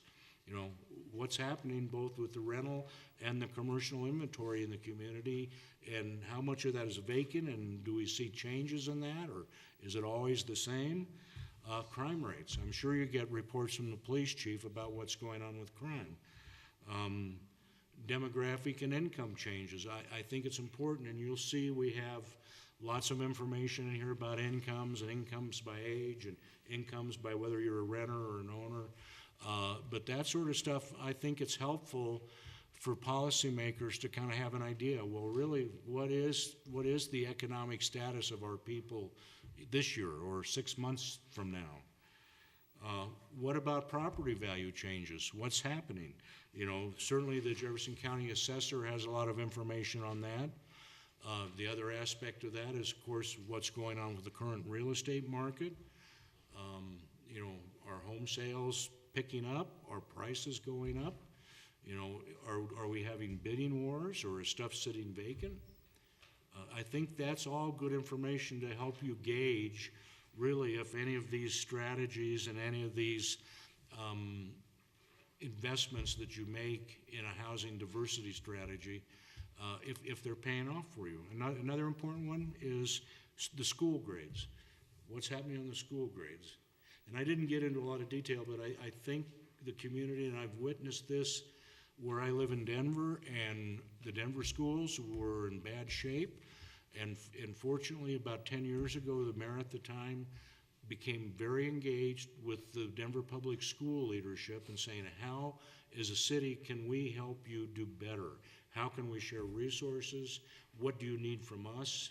How can we help promote your efforts? And I think it's paid off in better grades and better conditions in the Denver Public Schools.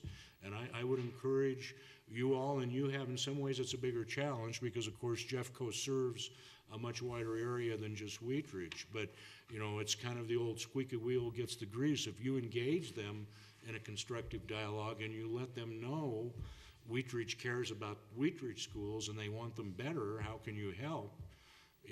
That can be a very compelling way for them to see that improvement's a priority here. I think another thing, as Wheat Ridge, I would encourage Jefferson County to figure out how kids who live in Wheat Ridge go to schools in Wheat Ridge. Because that's another sense of place. They're not just in some other community for school all day. They're part of Wheat Ridge, and they identify with the community they live in. I'd be happy to take any questions or comments, and I hope I've said enough to probably irritate somebody here tonight.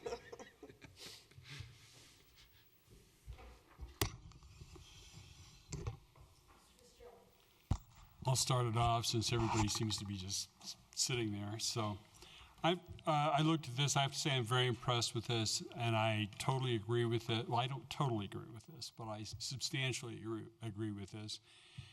And many of us have gone to a conference recently that is very much along the same lines as a lot of the recommendations in this proposal.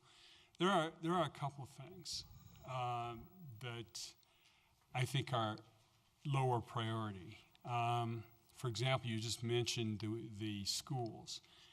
I think realistically there's very little we can do to change the schools. And so I would consider that to be a worthy cause, but not one that we should spend our time on. The second thing is the RTD issue. And we do have a lot of issues with RTD. I think the only thing we could really do in that area would be to find our RTD director and try and improve some bus service holes that we have in Wheat Ridge. And we do have bus service holes in Wheat Ridge, but other than influencing our local director, there's not a lot we can do about what RTD is going to do. And then we get down to the rental issue. So first, in the spirit of full disclosure, I'm a landlord. So if you want to have any success with rental units, you've got to do it by making landlords your partner. And I think the whole licensing idea is not productive, and it will turn them into resistant. They'll be resistant of the effort. Many other cities around this area have programs where landlords can get matching loans for improvements. And I think that is a very worthy way to do that. I'm a Section 8 landlord, and so we have inspections every year on every unit. And it's a pain in the butt, I gotta say, but that's neither here nor there. I think that we need to be, if we're going to attack rental units, we have to do it by making landlords our partner, the city's partner, rather than either licensing or inspection. We could improve code enforcement if driving by and there is a difficulty with the unit, overgrown bushes or something. That's what code enforcement is for. So other than those three criticisms, I really like the thrust of this. I think the highest priority for us should be reviewing our codes and the charter and getting all of the codes and the charter in conformity with the goals that you have here. My suggestion as far as the charter is concerned would be to try to take it to the people and to try to move that entire section that we're talking about into the charter, into codes. I think that would be a way that we could solve that problem. So, thank you very much. Mr. Urban? Thank you. Thank you, Mr. Hart, for your work on this. One quick question. In the city of Thornton, what partners are there involved in that project? Well, the city in Thornton has a neighborhood services office. They also have a very active planning department. They have what they call is the South Thornton Area Plan STAR, which is, again, it's very, very similar to much of what's contained in this report here. I would say that their recommendations are more vague, but they're basically looking at the same issues. We were doing some interviews for that project out there, and one small business person said, well, you know, what bothers me about Thornton, and I live in Thornton, there's not a restaurant that's not a chain. You can't go have a nice meal in Thornton that's not at a chain restaurant. the next question I have is, with respect to the home improvement loan program that's mentioned in here, talking about the lack of capital and capacity to enlarge older homes. When I looked at some of the Home Mortgage Disclosure Act data for Wheat Ridge specifically, it didn't necessarily jive with what is being stated here, that there's a lack of capital.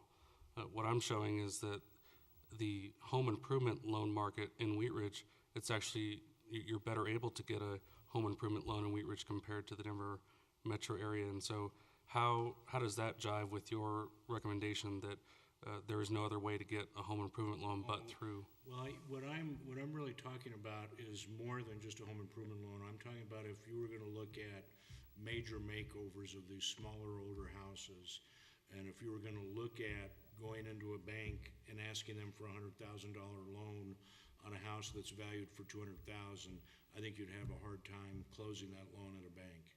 Well, the Home Mortgage Disclosure Act data shows that the average loan is about $77,000 in Wheat Ridge for these types of loans. That's pretty comparable to that. So, well, you know, that I would like to see the HMDA data. Yeah, that would be interesting.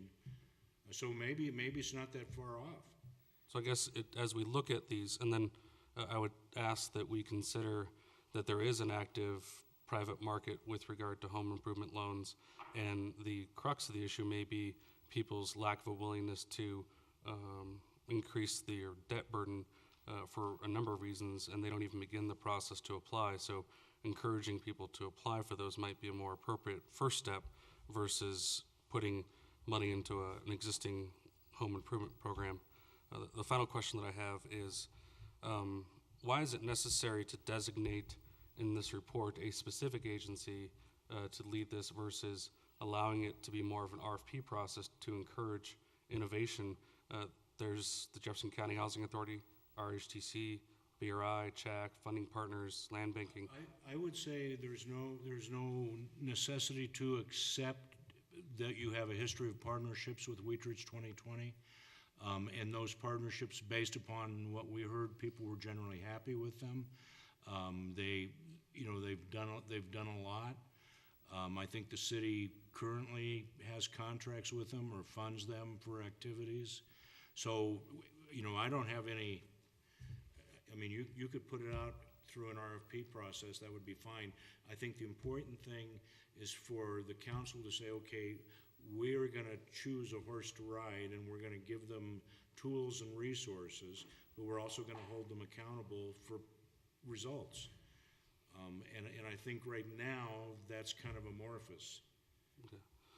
I guess my follow-up to that would be that as we look at these strategies, the items under Goal A, I think would benefit the city to take a more broad approach in asking for public input from other organizations, including Wheat Ridge 2020, to give us some ideas about what to do, not just saying we're going to do a home improvement program and we want to fund that. So if we can look at having a more broad approach to that to encourage some of these other partners to come up with some ideas that we're not considering, I think would benefit us in the long run.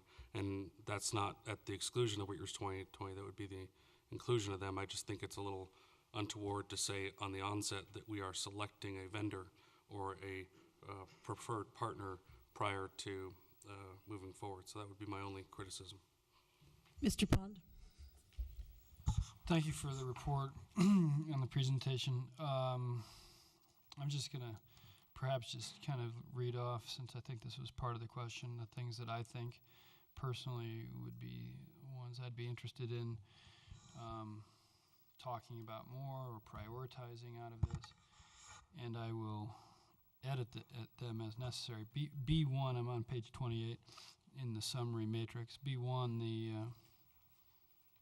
redirecting some of the public works budgets to project improvements that would highlight unique cultural and physical characteristics of its neighborhood and commercial facilities.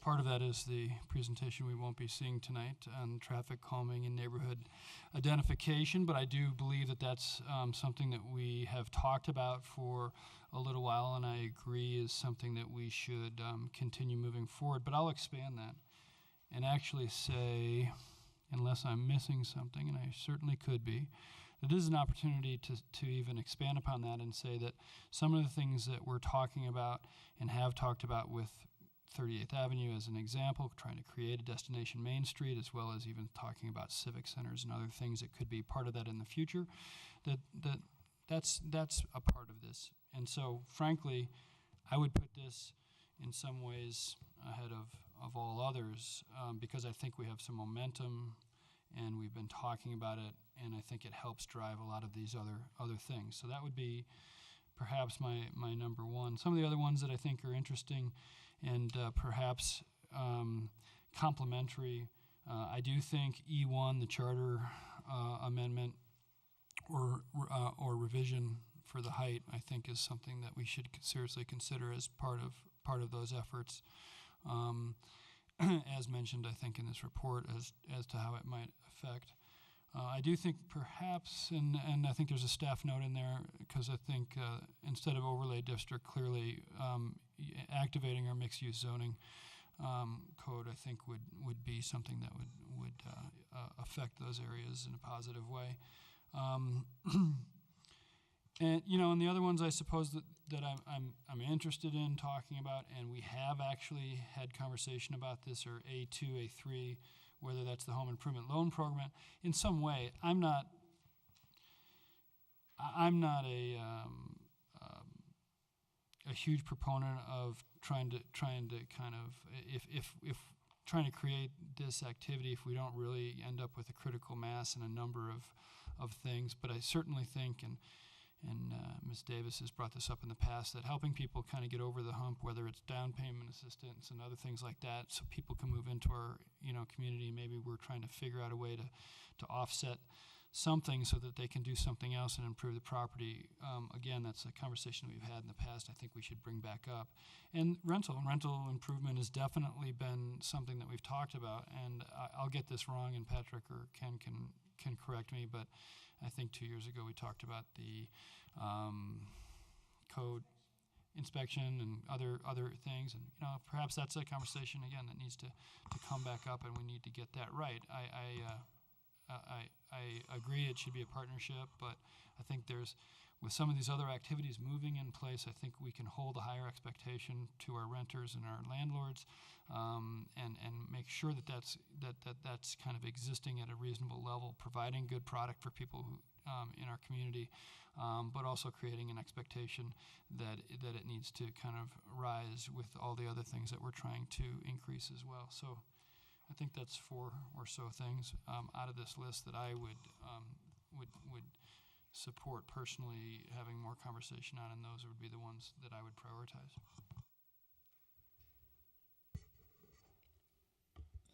Genevieve? Let's see. First of all, regarding the schools, when I was elected, Joyce asked me what I wanted to work on, and I said schools, and so we're already working on this.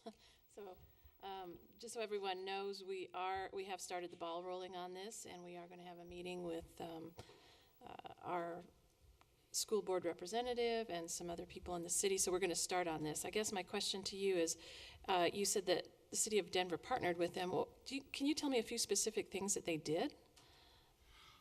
As far as city, school connection. I know that they worked on some facility issues. I know that Denver's made facilities available. I know that they brought some wealthy philanthropists to the table that created a scholarship program for Denver's kids. Or where I could find information about specific things they did. I know that he let Michael Bennett leave his chief of staff position and go be superintendent.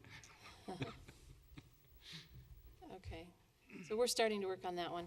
And then as regarding the charter, again, I would support another discussion removing the height and density from the charter and putting it into zoning, and that needs to be addressed citywide. I would agree with that. And also regarding the rentals, I too am a landlord, and one of my thoughts is that the rental population is not going away. Due to demographic changes and younger people not wanting to buy homes and settle down as much, the rental population is always going to be there. What are some ways that communities that you have studied have found ways to get the tenants or the renters in a community, they've obviously chosen that community for a reason, get them involved in a sense of place and a sense of community, so that if people are interested in where they live, they tend to take a better care of their property, whether they own it or not. So have you heard of programs similar to that? You know, I'm not aware of much, but there is an interesting program that HUD started a few years ago, and it actually was tied in to Section 8, where they called the Good Neighborhood Program, Good Neighbor Program, and they encouraged, for instance, the housing authorities to have, you know, community meetings, tea parties, afternoon, you know, social gatherings between neighbors and residents as a way of helping people get to know each other. If you're a landlord in a property, you can commit to the Good Neighbor policy. There is a series of actions that they ask landlords to take. So that's really the only thing that I've seen directly.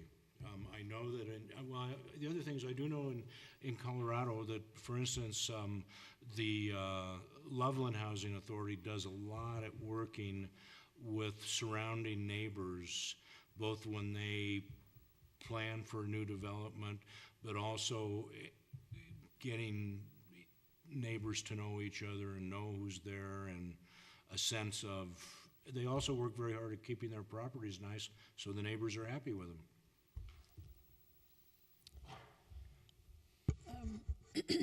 Are you done, Genevieve? Mr. Starker? Thank you, Mr. Hart. A rather daunting report and a little bit sobering, so to speak. I've lived in eastern Wheat Ridge for about almost 40 years. Is there some psychological barrier that we're experiencing crossing the county line? I've seen, you know, I'm old enough to have seen downtown when it wasn't a particularly attractive place, and downtown's certainly been redeveloped. And my office in North Denver for 10 years, and it's now pretty hot. And North Denver now is called the Highlands, and that's pretty hot.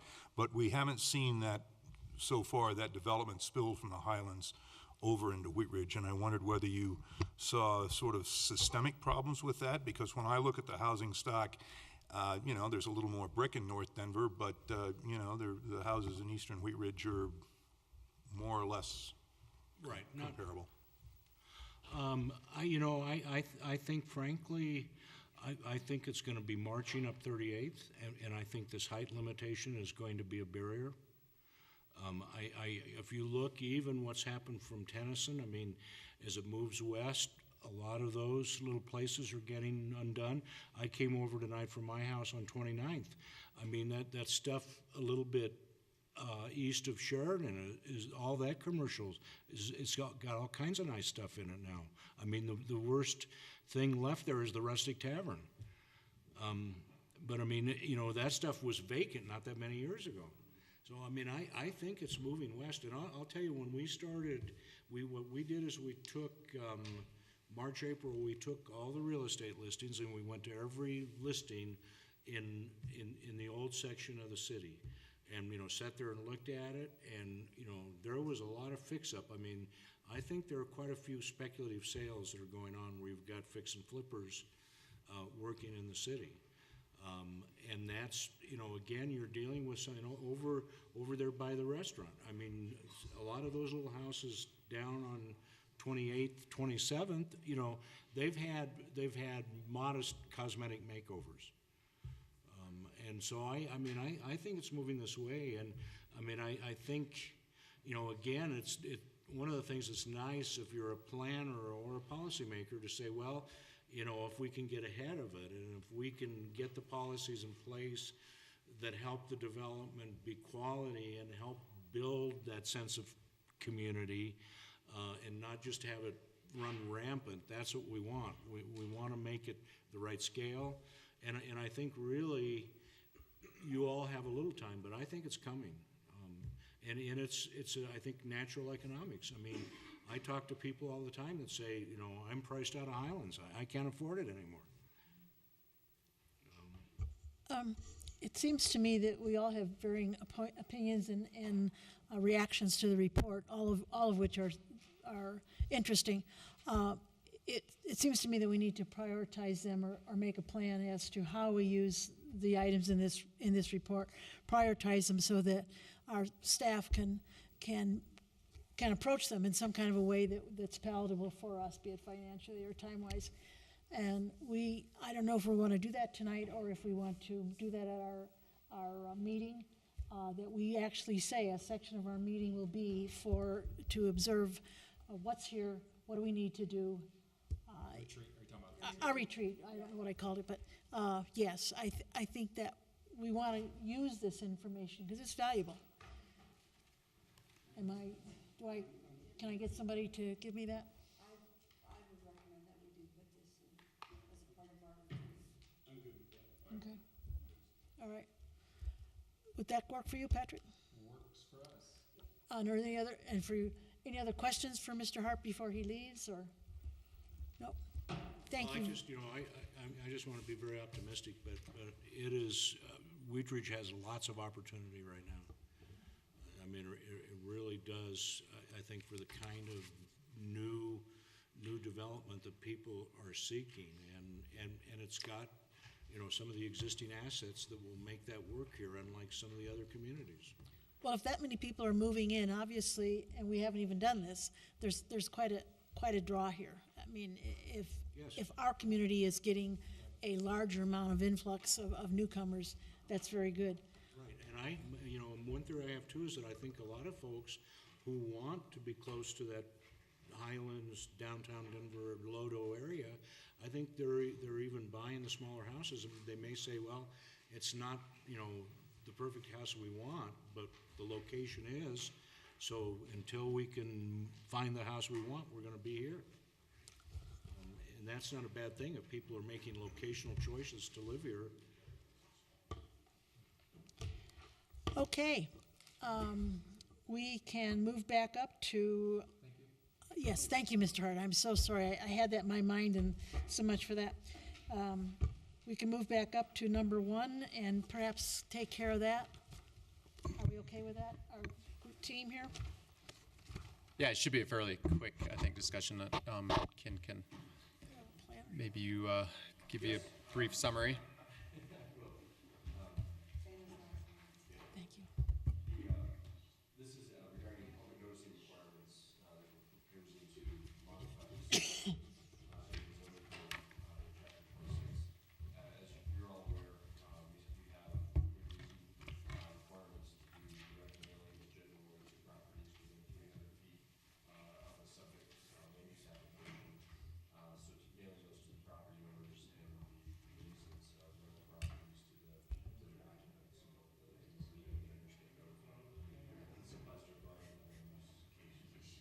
to the occupants. Microphone.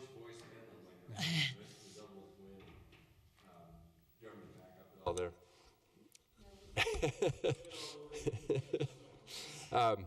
So we're currently required for these cases, special use permits, rezoning applications, those sorts of things, to do these notifications to the property owners and residents by certified mail, which is certainly well-intentioned.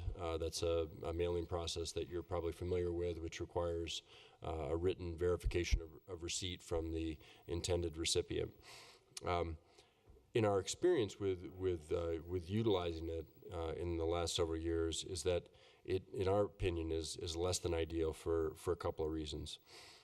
Most importantly, we have concerns that we don't reach the population that we're intending to reach at a high percentage as we'd like to, because of the cumbersome process it takes for them to get that notification, right? So if they're not home, which many people aren't at the time that their mail gets delivered, they attempt 3 deliveries, and then if not, they have to go into the post office to get that. I think the reality is that doesn't work well in a lot of people's schedules, and the result is that, there are applications where we see, 20, 30% of the notices get returned, and we think that's counterproductive to the goal of getting those notifications in a very high percentage of the hands of the intended recipients. Secondarily, the cost is also expensive. It's close to $4 per mailing, as opposed to a mailing with just a regular postage first-class stamp of, what is it now, 48 cents? So that's a significant delta that if there's benefit there, we're certainly willing to keep that practice in place. But if there isn't, it seems a shame to and that cost is borne by the applicant who pays for those noticing requirements. And then finally, it's probably to a certain extent burdensome on the postal carrier in the area. I mean, it's in a concentrated area, so it's probably on one person's route, and that postal carrier, and I haven't talked to them to know this, so this is anecdotal, but they have to go 3 days in a row to all these households and try and attempt delivery. That's different than just dropping the stuff in a mailbox at the street. So I would imagine that's burdensome as well. So we're proposing to change that requirement to allow for first-class mailings. The second thing that we're proposing to change is really something that would just codify our current practice. We are required, and we do by code, we publish in a local newspaper, and we've also, as most jurisdictions have embraced the ability to publish on the website, where a lot of people go to seek public information as well. So we've been doing both of those notifications. One thing that we also have been doing, though, is that the official legal description for the land use application, so which can be those kind of legalese, jargon, meets and bounds. I mean, it can be fairly complicated and fairly lengthy. We've not been publishing that in the local paper. So when we publish, typically in the transcript, we indicate by property address, and then we cross-reference that the full legal description is posted in a document form on the city's website. Again, it's really an expense issue to publish those full legal notices, and in the instances when those legal descriptions are lengthy, would be very expensive, and also, in our opinion, not terribly valuable. I mean, not many people that aren't surveyors or attorneys, perhaps, I don't know, are very familiar with the language that's used in those legal description, whereas the property address is a much more common way to communicate the location, or even just cross streets, which we use in some instances as well. So we'd like to formalize that understanding just with a minor tweak to the code, that the property address would be the official notification in the paper, and the full legal description would be published in the web. So it's really those two changes with where the publication occurs for the full legal description, and two, whether we could switch to first-class mailings in lieu of the certified mail. So Mr. Johnson is asking, George? Yeah, I believe he's asked. Are we going to go ahead and propose it? Oh, go ahead.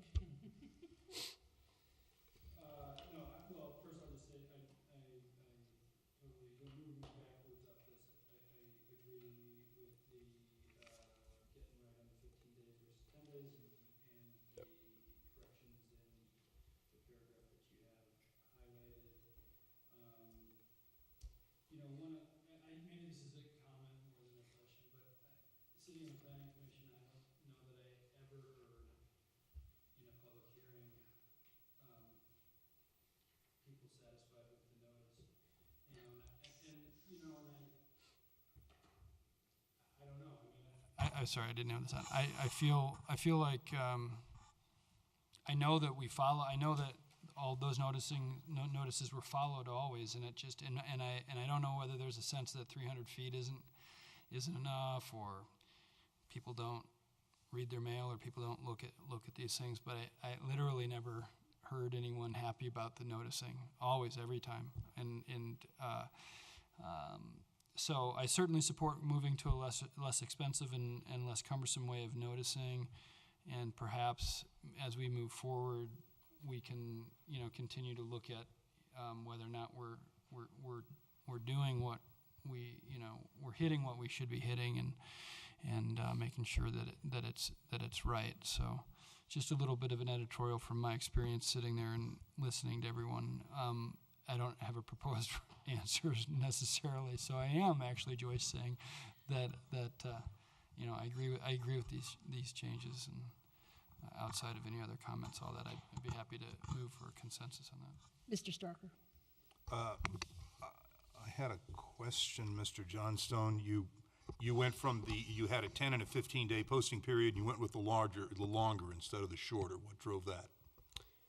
What drove that, I think, is just the references, generally speaking, were on balance more in reference to the 15 days.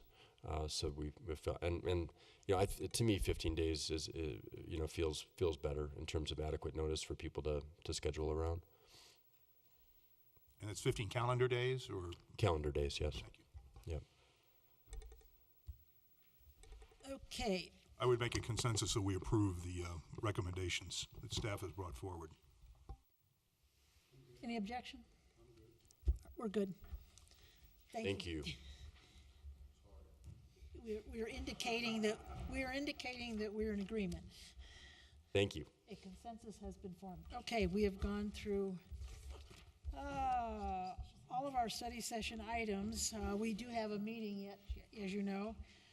Do we need staff reports? I have none tonight. Any other staff reports? Elected officials Madam, reports? Go ahead. I have some of those whenever you're All right, ready for we're looking for those right now. For those? Okay. You have a 20-minute, okay. You better get it fired up. I have two reports. Would you, I'm gonna send some of those that way and some of those that way, and hopefully we've got enough.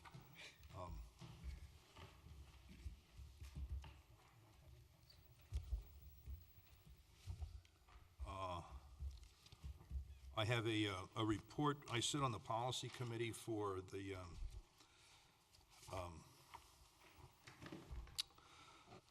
Colorado Municipal League, and we meet. We have a policy committee, a subcommittee of Mr. Urban and Ms. J and Mr.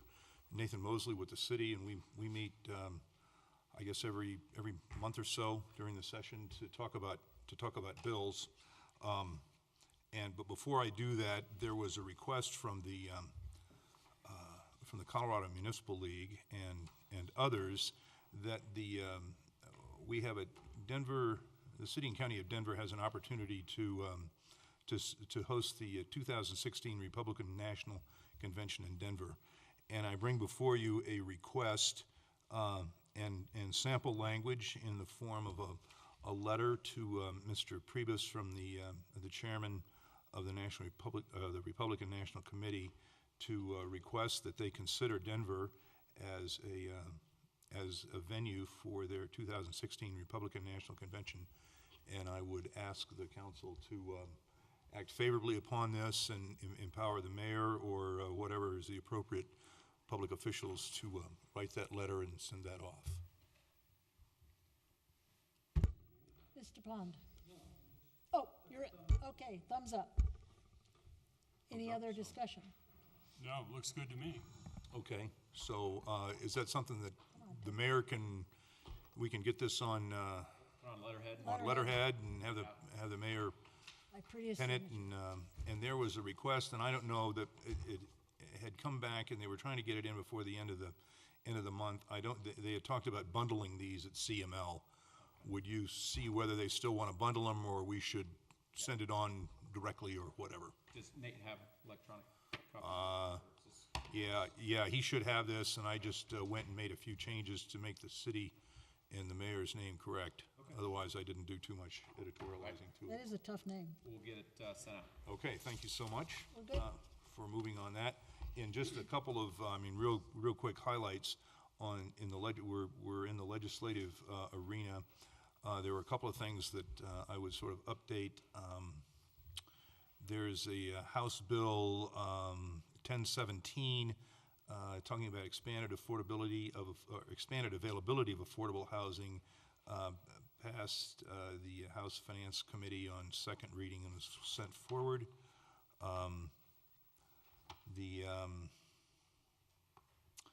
Another one that we talked about at our legislative outing was House Bill 1061, which eliminates prison for the inability to pay fines. This was it was amended to the Appropriations Committee. There's a fiscal note in 2014 of 1.9 million, so it's not without its cost, but it is moving forward in the process. There was another bill on to prohibit collective bargaining by public employees that was postponed indefinitely, so that will not be moving forward. There was another one that we were watching on alcohol sales, the hours of on-sales premises of alcohol consumption, making it last longer, lost on third reading in committee. And that was all from that. I know this is really interesting stuff here. Riveting. So anyway, that's probably the big things here. And then just to keep up with my paper flow here, I also meet with the Jefferson County Economic Development Committee or Council, I'm not sure what it is, EDC, and they've got a fundraising, a fundraising initiative. Everybody has a fundraising initiative these days, so it's sort of putting your hand out. But Wheat Ridge was able to talk about our MVG development that we have looking at that we talked about tonight. We also have some development going on 38th and Wadsworth that we're still moving forward. The group that Mr.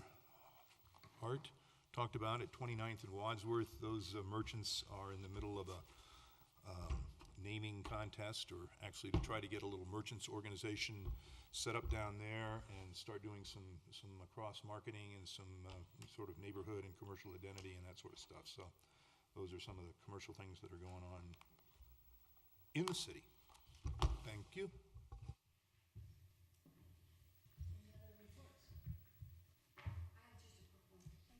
So as you all can see, Urban Renewal is doing a lot. And if it's okay with the committee, I'd like to probably, it won't be until like the end of second quarter, come back with a report, kind of a 2013 in review report, and also kind of just a budget analysis or to present. And I think Jesse will be presenting it, but if it's okay with this group, I'd like to present that at a future study session. A little ways out once we see what happens with Kipling.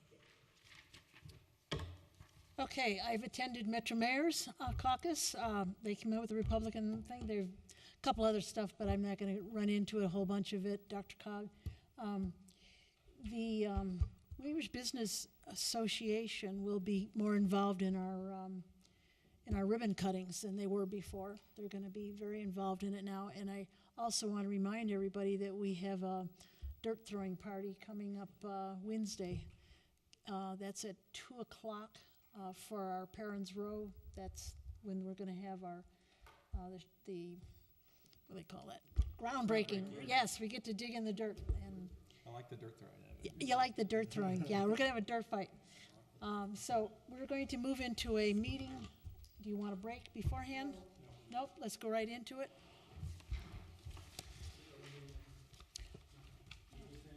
Yeah, we're going to stay here. Study session is adjourned. Now let's move. Let's see, where'd that baby go? Janelle will just have to change the tape real quick, or change recording. You need to change the recording.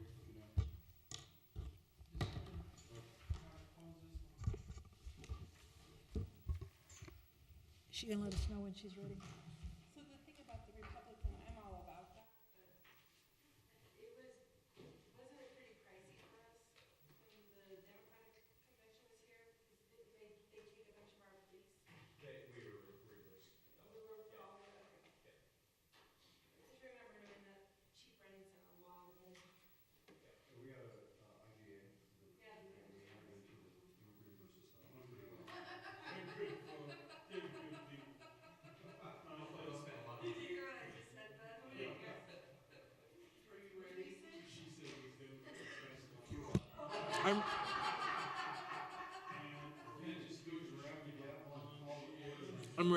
I'm ready to start the recording.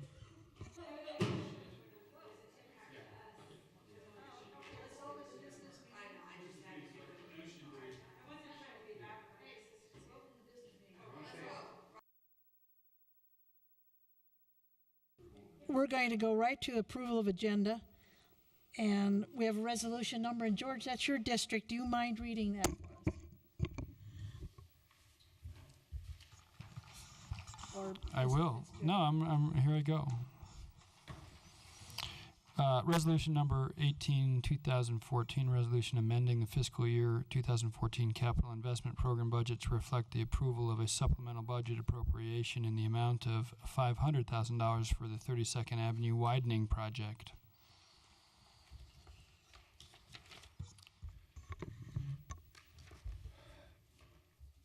Thank you. We discussed this in exec, or when did we discuss this? Last week? Last week. So I won't go into much more detail unless you have questions. I think at that meeting we mentioned that we thought we'd be closer to about 700,000, but after we crunched the numbers, we were comfortable that the number's closer to 500 at this point of what we think we legitimately owe for cost overruns. There's probably another 700,000 that we're still looking at negotiating or arguing about with different contractors. Less than that. And Mr. Dahl can speak to this too. He's more. Thanks. I spent time today with the folks from Public Works on our second draft of the pretty comprehensive letters that would be going to the engineers on the one hand and the contractor on the other, and we've been able to kind of sharpen the pencil a little bit in a couple of ways. The $500,000 appropriation tonight will easily cover the bill that they intend to pay and is due to the contractor in around the amount of 470, I believe. So it makes sense to have a little extra. We'll need to have that final number in hand. And we're working through, and pretty well done with a draft of the letters that go out to the contractor and the engineer, and we're left with some numbers that are in the $400,000 to $500,000 range for delay damages and cost overruns from the contractor on the one hand, and another some 400,000 of work that was while engineered or not engineered had to be done. It just wasn't in the engineering plans and had to be done. And while that's work that we had to pay for, it's kind of like if you're hired to design the twin tunnels and you only design one of them, that's a fault of the engineers, but you don't go after the engineers for the cost of constructing the whole second, tunnel. And there's a fair amount of money in that category that we sort of had to field engineer. It wasn't the ideal way to do it, but it got done. And the result of the project's pretty good. We won't finalize that letter to the contractor until that project's finished, and we really believe, I leaned on him and said, are you sure that within about a week we should be done? All the concrete's done. There's really just a very few things left, landscaping to do. They'll need to do some seeding, and we'll need to put some seed mats down. But we're really just that close. And what I want is final numbers in terms of what they've invoiced us for, so that we can respond in a letter that's real specific, and we don't have some sort of extra stuff flying around. But those numbers are getting better refined, and this appropriation tonight will cover clearly what we will owe. Is a motion in order?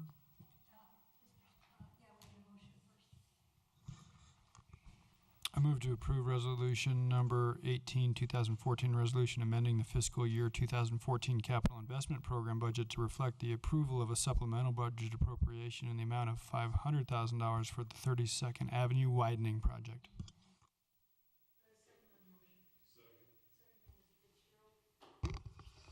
Just in terms of the numbers, let me see if I've got this correct.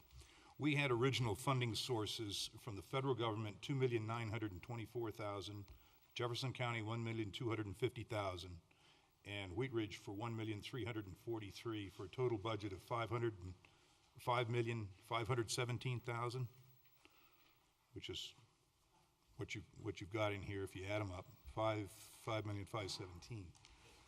So out of that, and it's interesting that you talked about the design because we had what I call engineering design 1, which was 92,900, and then we had apparently a change order for 90,000 again. And even after that change order, we didn't, you're saying that Mr. Dahl, we didn't have all of the engineering squared away, I guess. We still got some more costs in it. Okay, right. But anyway, we had concrete works at 4.6 million, and then we had 10% of that, or 460,000 for contingency on that. So we also apparently had an environmental assessment. Was that additional dollars of 19,296? That was sort of coming out of our costs. So if I put all those costs together, I come up with a total cost of about 5.2 million, 5.263 million. But there must be some other are there some other costs in there that are not tallied on? Yeah, we had costs for trying to think of the term. It was do you remember inspector? We had to hire a separate. So. Yeah, there you go. A separate separate company or individual to actually project inspect. I think it was part of the CDOT contract that you had somebody reviewing the project, and I don't know the dollar amount on that right now. And then there was that. I believe then there was additional, unless you already mentioned that, additional design work that had to be done because of the county wanted. Well, we're sort of 290,000, 92. And that might have been included in that. Yep. So there were additional costs. I'm sorry, I don't have those broken down. We can itemize that and bring it back. Without knowing the whole budget, I had about 253,000 left in the budget. Yeah, and there's probably also some of that might have been transferred to other line items. I think the preventative maintenance in the CIP budget to do street overlay and asphalt also. So it wasn't the original budget. You're right, Mr. Starker. The original budget was 5.5, and that was allocated by City Council. But when you add the numbers up, it looked like there should have been more. But there were a few other expenditures out of the 5.5, and some was transferred to other CIP projects. Okay. And I don't have exactly what those are, but we can provide you with a detail of that for future. But we have a proposal now to approve another 500,000, and then you think we still have some spending to do after that? No, I don't think so. I think that we're really close now. The invoices that we have are this catches us up considerably. There may be a little bit, but I don't think that we'll need to do another appropriation. And what we have as retainage, it's 5% on this contract, will more than cover, as it should, the liquidated damages that we believe we're entitled to under the contract as against the contractor. So we want to make sure we have that money, not give it to them and then say give us some back. Okay. So we're protected in that way. We do have adjustments with respect to liquidated. Yeah, we do. Yeah, and we have retainage to cover that.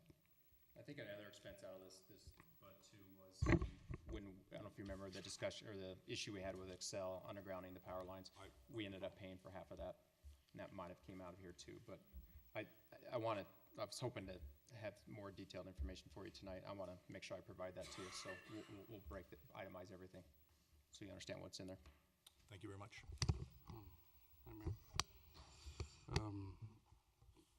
One of my questions is related to the fact that this $500,000 was not budgeted for in the original project. And so what are we doing on a moving forward basis to prevent something like this from happening again? Because it seems to me like we're in a situation where we didn't expect this $500,000 cost to come into play. Now it's coming in. We may or may not have additional costs on top of this. So what steps have been taken or will be taken by staff to ensure that our partners at CDOT and others understand that we're capable in managing these types of projects moving forward so that we can continue to do these types of projects on a moving forward basis? Well, normally that's what your contingency is for, and honestly, I think the contingency was probably too low to begin with in this project. It was 10%, probably should have been much larger, maybe 20%. I think on average, construction projects of this size usually are 20% over budget. We've reached out to many other cities to see, to ask those questions. It's like, what went wrong in this project for us? And they said, first of all, your contingency is probably too low. You know, I think it's part of contracts work to make sure that, you know, you're getting the work that you need and your estimates are, construction estimates, engineering estimates are as close as possible. There's always going to be unforeseen issues that come up in projects like this. Can't ensure this is not going to happen again. I think it's just a lot of it has to do with project management and just making sure that you're making a contractor. You know, I think this is a very unique project, which unfortunately there were a lot of circumstances that were out of our control. But yeah, it's a big overrun. I was disappointed in the numbers.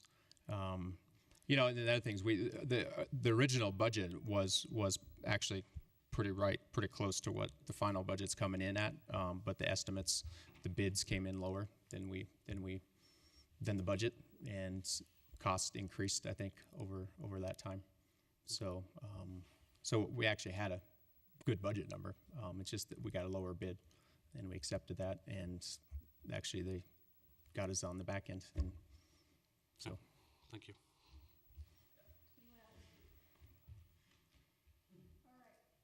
This is an official meeting, so we get to officially vote. Yes. I call for the matter.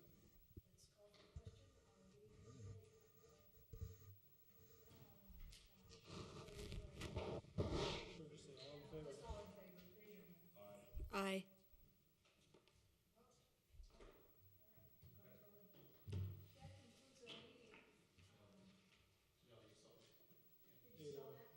Seven. 7-0. All right. Yes.